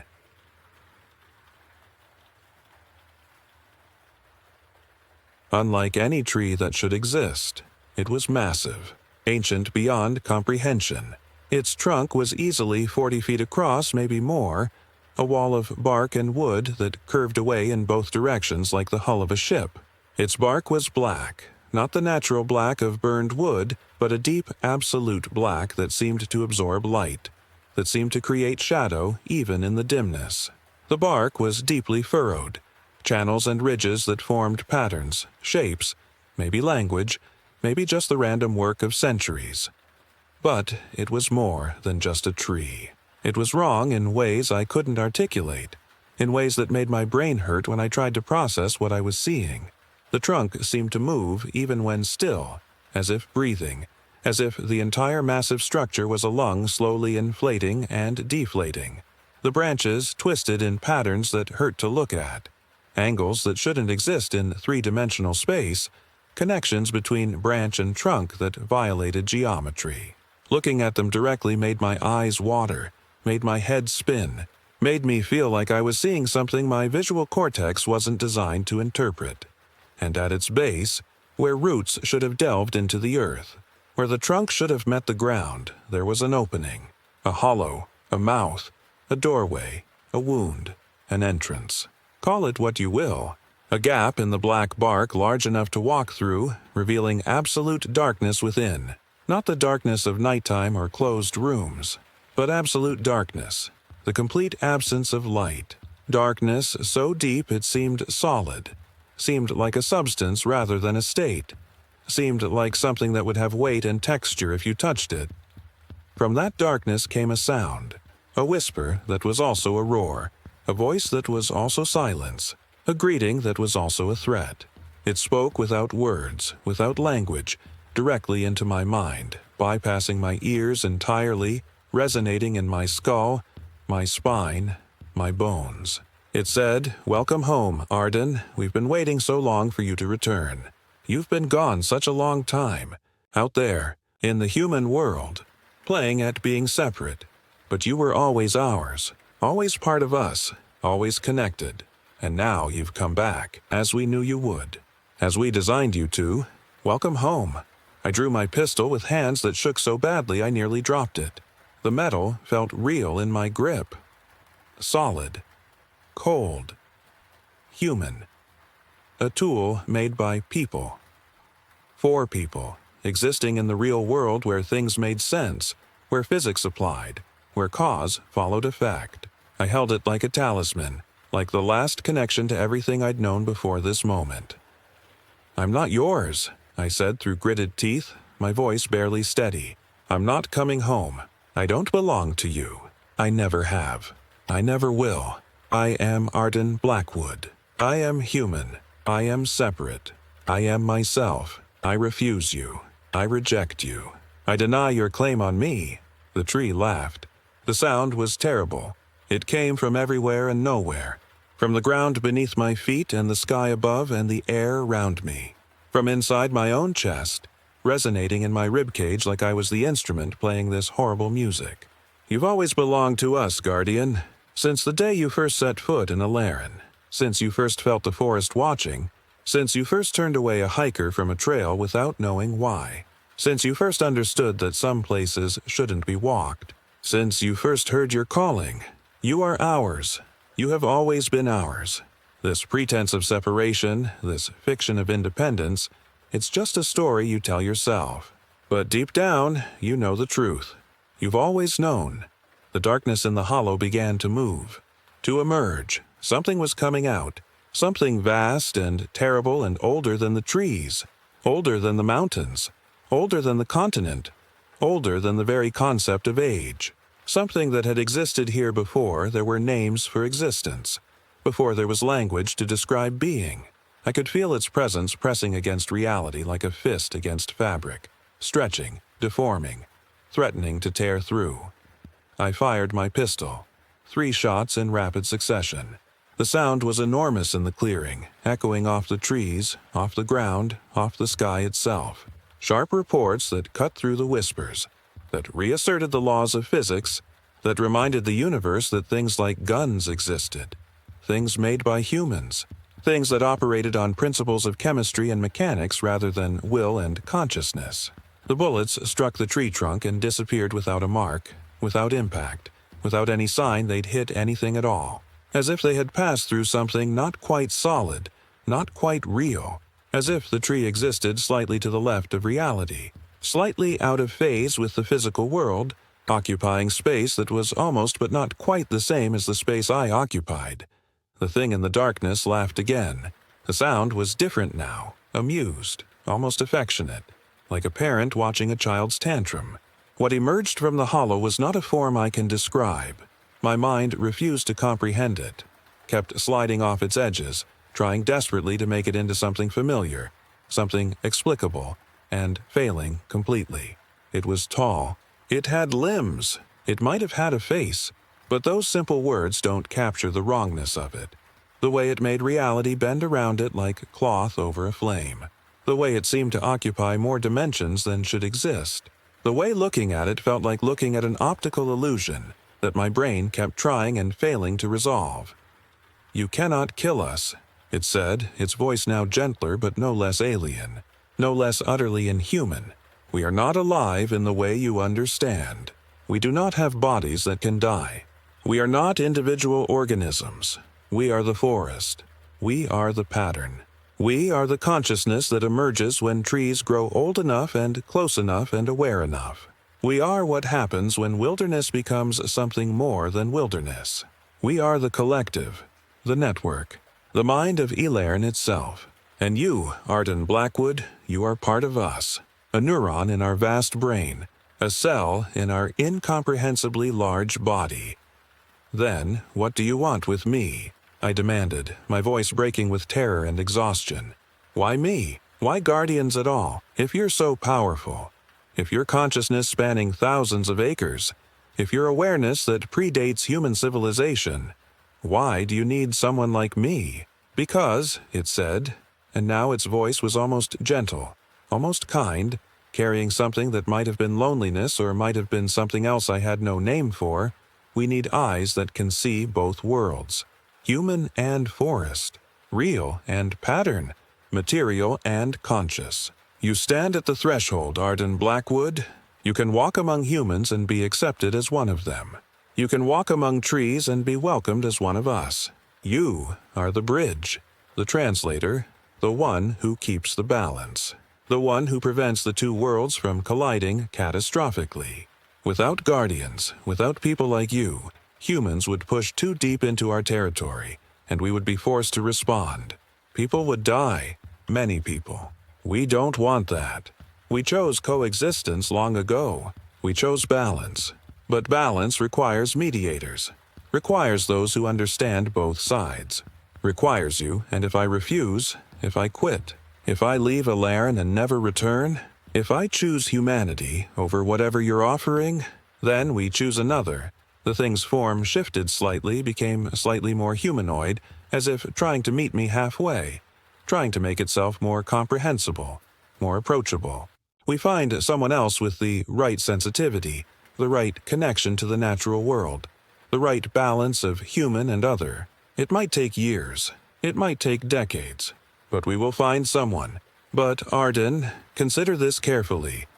If you leave, if you run, if you abandon your post, What happens to all the people who come after? What happens to the hikers and the campers and the lost children who wander into our domain? What happens when there's no guardian to mark the safe trails and block the dangerous ones? Without someone to negotiate the boundary, to maintain the interface, to keep the peace, they all become ours. Every single one. We will not harm them deliberately, but we will not prevent them from harming themselves, from walking into places they shouldn't walk, from seeing things they shouldn't see, from becoming like Leora and Ronan, lost, changed, absorbed into the pattern. I felt the weight of that truth settle over me like a physical burden. Leora had been wrong. Or not entirely right. The forest wasn't just marking me for its own purposes. It was making me an offer. A terrible offer, but an offer nonetheless. Be the guardian willingly, with full knowledge of what I was protecting and from whom and why. Or abandon my post and condemn countless innocents to the fate that Leora and Ronan had suffered. It wasn't a good choice. But it was a choice. Real agency. Real decision. Not compulsion. Not control. Just consequence and responsibility. Why do you need a guardian at all?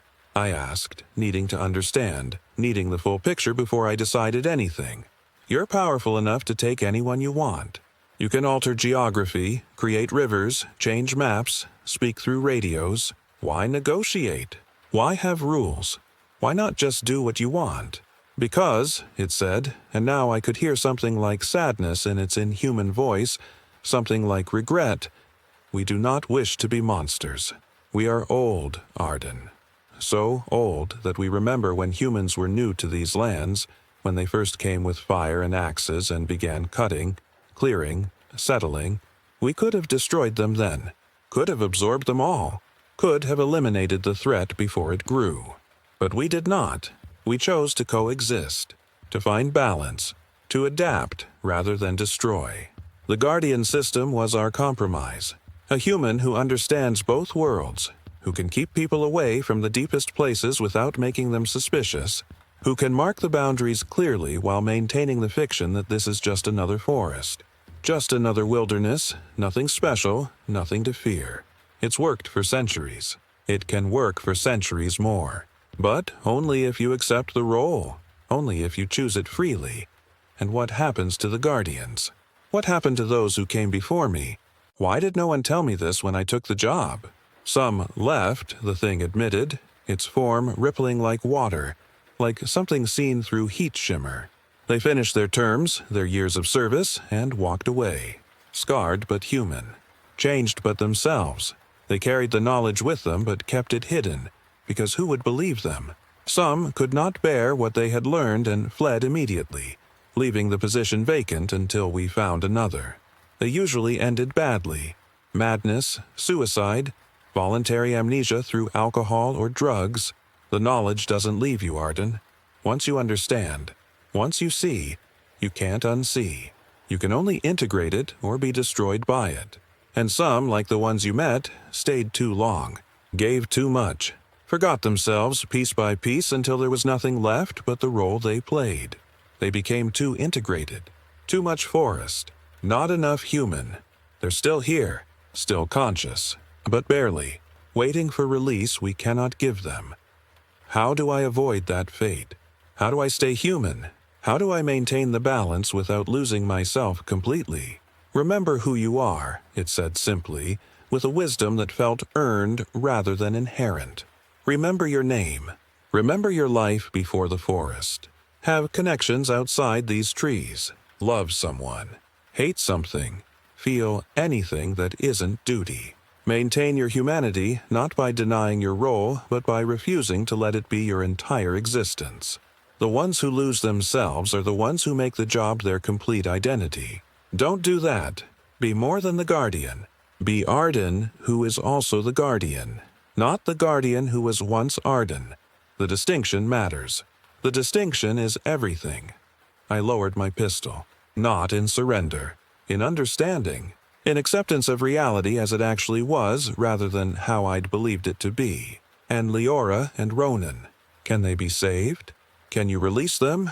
The thing seemed to consider. its form pulsing with thought or emotion or whatever it used instead. If you continue as guardian, if you maintain the boundary, if you accept this role knowingly and willingly, we will release them. We will let them go. They will wake in their cars at the forest's edge with no memory of their time here. A mercy, a clean slate. It is the best we can offer, the only gift we can give.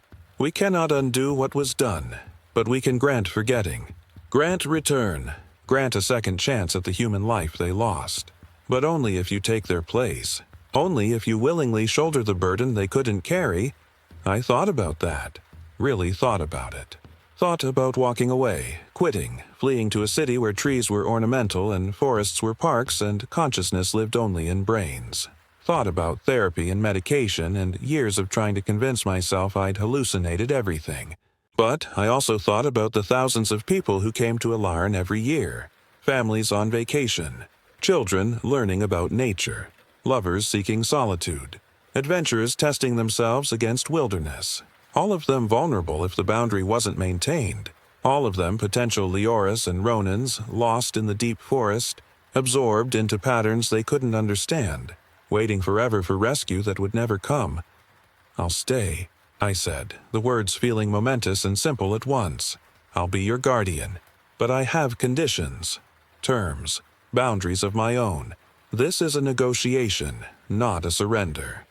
The thing tilted what might have been its head. "Speak. We are listening. We respect terms. We value negotiation. That's why you're here. 1. You release Leora and Ronan now, immediately, before I agree to anything else. I need to see that you keep your word, that you honor agreements. 2. You never change my maps again without warning me first. If I'm to protect the boundaries, if I'm to maintain the balance, I need to trust my tools. 3. You communicate clearly when something needs my attention. No more cryptic messages. No more voices through dead radios. No more games. Direct communication. Respect. Partnership. 4. You acknowledge that I am human first and guardian second. That I have a life outside this forest. That I can maintain relationships, pursue interests, have a future that isn't solely about serving you. Is this acceptable? The thing was silent for a long moment, longer than any silence I'd experienced, stretching into eternities. Then, agreed. All terms are accepted. You drive a hard bargain, Arden Blackwood, but these terms are fair. They serve balance. They serve coexistence. Be our guardian. Protect the boundary. Maintain the interface. And in return, we will respect you as partner, not servant. As equal, not subordinate. As someone we work with, not someone we control. This is covenant. This is contract. This is choice freely made on both sides. I felt something shift in the air around me. A settling, a sealing. Like reality reorganizing itself to accommodate new truth. The thing began to retreat back into the hollow of the tree, its form dissolving, becoming less distinct, merging with the darkness from which it had emerged. Before it disappeared entirely, it said one last thing. Words that echoed in my skull long after. Remember, Arden, you have chosen this freely. That makes all the difference. You are not ours. You are with us. Never forget that distinction. Your freedom is what makes you valuable. Your humanity is what makes you effective. Stay human. Stay yourself. And together we will protect this place for centuries to come. Then it was gone. The clearing was just a clearing. The tree was just a tree. Ancient and strange and wrong, but no longer actively hostile. No longer pressing against my mind. No longer demanding anything. The presence that had filled the space, that had weighed on my consciousness like atmospheric pressure, lifted. The air felt lighter. The twilight felt less oppressive. I could breathe without feeling like I was inhaling awareness along with oxygen. I walked back the way I'd come. The return journey was faster, much faster. The forest seemed lighter, more welcoming, more willing to let me pass. The trees no longer watched with hostile intent. The symbols on the bark looked like decoration rather than warnings. The twilight felt like natural dimness rather than supernatural oppression. when I reached the clearing where I'd found Leora and Ronan. It was empty. Just trees and filtered light and normal forest ambiance. Birds sang. Insects buzzed.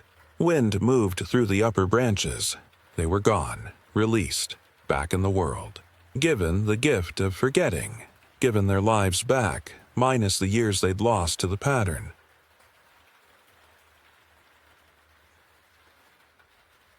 The river was still there when I crossed back into Section 7. Real, permanent, physical, but no longer impossible. I understood it now. It was the forest's way of reaching out, of establishing contact, of marking the beginning of our new relationship. A reminder of what had happened, of the bargain I'd made, of the partnership I'd accepted. I stood on its banks for a long time, listening to the water flow, feeling the forest alive around me but not hostile. Not hungry, not seeking to consume. Watchful but not predatory. Present but not oppressive. Aware but respectful of boundaries. This was my forest now, and I was its guardian. By choice, by agreement, by mutual respect. When I finally made it back to my cabin, it was dark. Full night, stars overhead. Normal passage of time resumed. My maps were spread on the table where I'd left them. The river was still marked in Section 7, but now there was a note in my own handwriting that I did remember writing. Just barely. In the liminal state between accepting the covenant and fully returning to my human self. Real as of today. Update survey maps accordingly. Permanent water feature. Approaching this area requires preparation and respect. I sat at my table and wrote this account. Not because I think anyone will believe it. Not because I expect validation or understanding. But because I need to remember. Need to hold on to the truth of what happened, what I learned, what I became, what I chose. This record is for me. For the moments when I doubt. For the times when I wonder if I made the right choice. For the days when the weight of responsibility feels crushing. For proof that I went in human and came out human. Changed, yes. Aware, yes. But still myself. Still Arden Blackwood. I am Arden Blackwood. I am 37 years old. I am the guardian of a Laren forest. But I am more than that. So much more. I am a person with a past and a future. I have memories that have nothing to do with trees and trails and boundaries and covenants. I have dreams that extend beyond these 43,000 acres. I will call my sister tomorrow. I will drive to town for coffee. I will read a book that has nothing to do with forestry. I will maintain my humanity not by denying my role, but by refusing to let it consume me. I will be Arden who guards rather than the guardian called Arden. I will not become Leora or Ronan. I will not lose myself to the role. I will maintain the balance, protect the boundaries, serve as the bridge between human and forest, between civilization and wilderness, between the knowable and the unknowable. But I will do it as Arden Blackwood, not as some nameless watcher consumed by duty. I will keep my name. I will keep my humanity. I will keep myself. That was 3 years ago. I'm still here, still guardian, still Arden. The job is exactly as strange and terrifying as you might imagine, but it's also oddly beautiful, oddly fulfilling. I've learned to read the forest's moods, to understand its needs, to communicate with something so alien that we barely share the concept of existence. I've learned when to say yes and when to say no. I've learned to balance protection with permission, safety with access, boundaries with exploration. I've learned to be bridge rather than wall. I mark the safe trails. I warn hikers away from the deep places. I maintain the maps, though they sometimes change on their own when the forest needs to show me something new, needs to reveal new patterns, needs to adjust the boundaries. But those changes come with explanations now, with context, with the respect of a partner rather than the manipulation of a master. The forest speaks to me, and I speak back, and together we protect this place. People still go missing sometimes. Not as many as before, but some. The ones who ignore warnings. The ones who push past barriers. The ones who treat the forest with contempt rather than respect. The ones who don't understand that some boundaries exist for reasons that can't be explained in brochures and safety briefings. I search for them. Sometimes I find them in time. Sometimes I don't.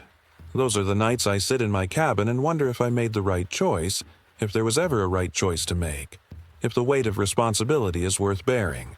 But then I remember Leora and Ronan. I remember that my choice saved them. And I remember that every person who hikes safely through Alarin, who enjoys its beauty without encountering its depths, who returns home with good memories and no trauma, that's because of the balance I maintain. That's because of the work I do.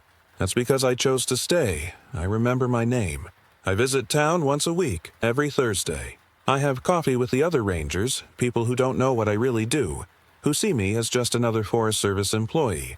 Slightly odd, but dedicated. I have beer with the park staff, dinner with friends who don't know what I really guard. I read books that have nothing to do with forestry. I watch movies. I follow sports teams. I maintain a presence in the human world that has nothing to do with the forest. I call Claire every Sunday. We talk about normal things. Her kids, her job, my job as she understands it, weather, politics, the everyday, ordinary human concerns that anchor me to the world outside Alarin. I stay human, because that's the most important part of being Guardian, not the knowledge of the forest's secrets, not the ability to walk between worlds, not the covenant with ancient consciousness, but the refusal to let those things define me completely, the determination to remain Arden Blackwood who happens to guard a strange forest rather than Guardian Arden who used to be someone else. The distinction matters. Leora told me that. The forest told me that. And I believe it with every fiber of my being. If you're reading this, if you're considering a job as a forest guardian somewhere remote and old and strange, if you've been offered a position watching over lands that feel more alive than they should, learn from my story. Take the job if you must. Serve the boundary. Protect the balance. But never, ever forget who you are beneath the title. Never let the role consume you. Never allow yourself to become nothing but the function you serve. You are a person first, a guardian second. Always.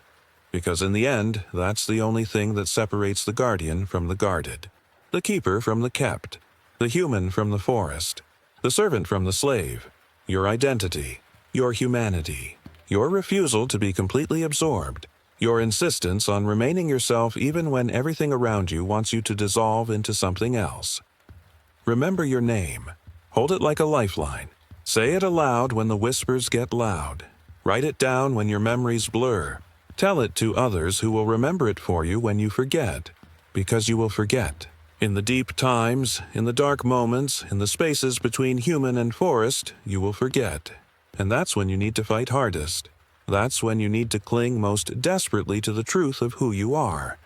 And if the map changes overnight, if rivers appear where none should be, if you hear voices in the trees calling you deeper, if reality starts bending around you like cloth over flame, remember this. You always have a choice. The question is whether you have the courage to make it, whether you have the strength to live with it, whether you have the wisdom to maintain yourself afterward. My name is Arden Blackwood. I am 40 years old now. I am the guardian of Alarin Forest, and I am still defiantly, determinedly, triumphantly human. I have made my choice. I live with my choice. I maintain myself through my choice, and I will continue doing so for as long as I serve, for as long as I guard, for as long as the forest and I maintain our covenant, partner to partner, equal to equal, human to consciousness, forever respecting the boundary that keeps us separate while allowing us to coexist. This is my story. This is my truth. This is my choice, and I do not regret it.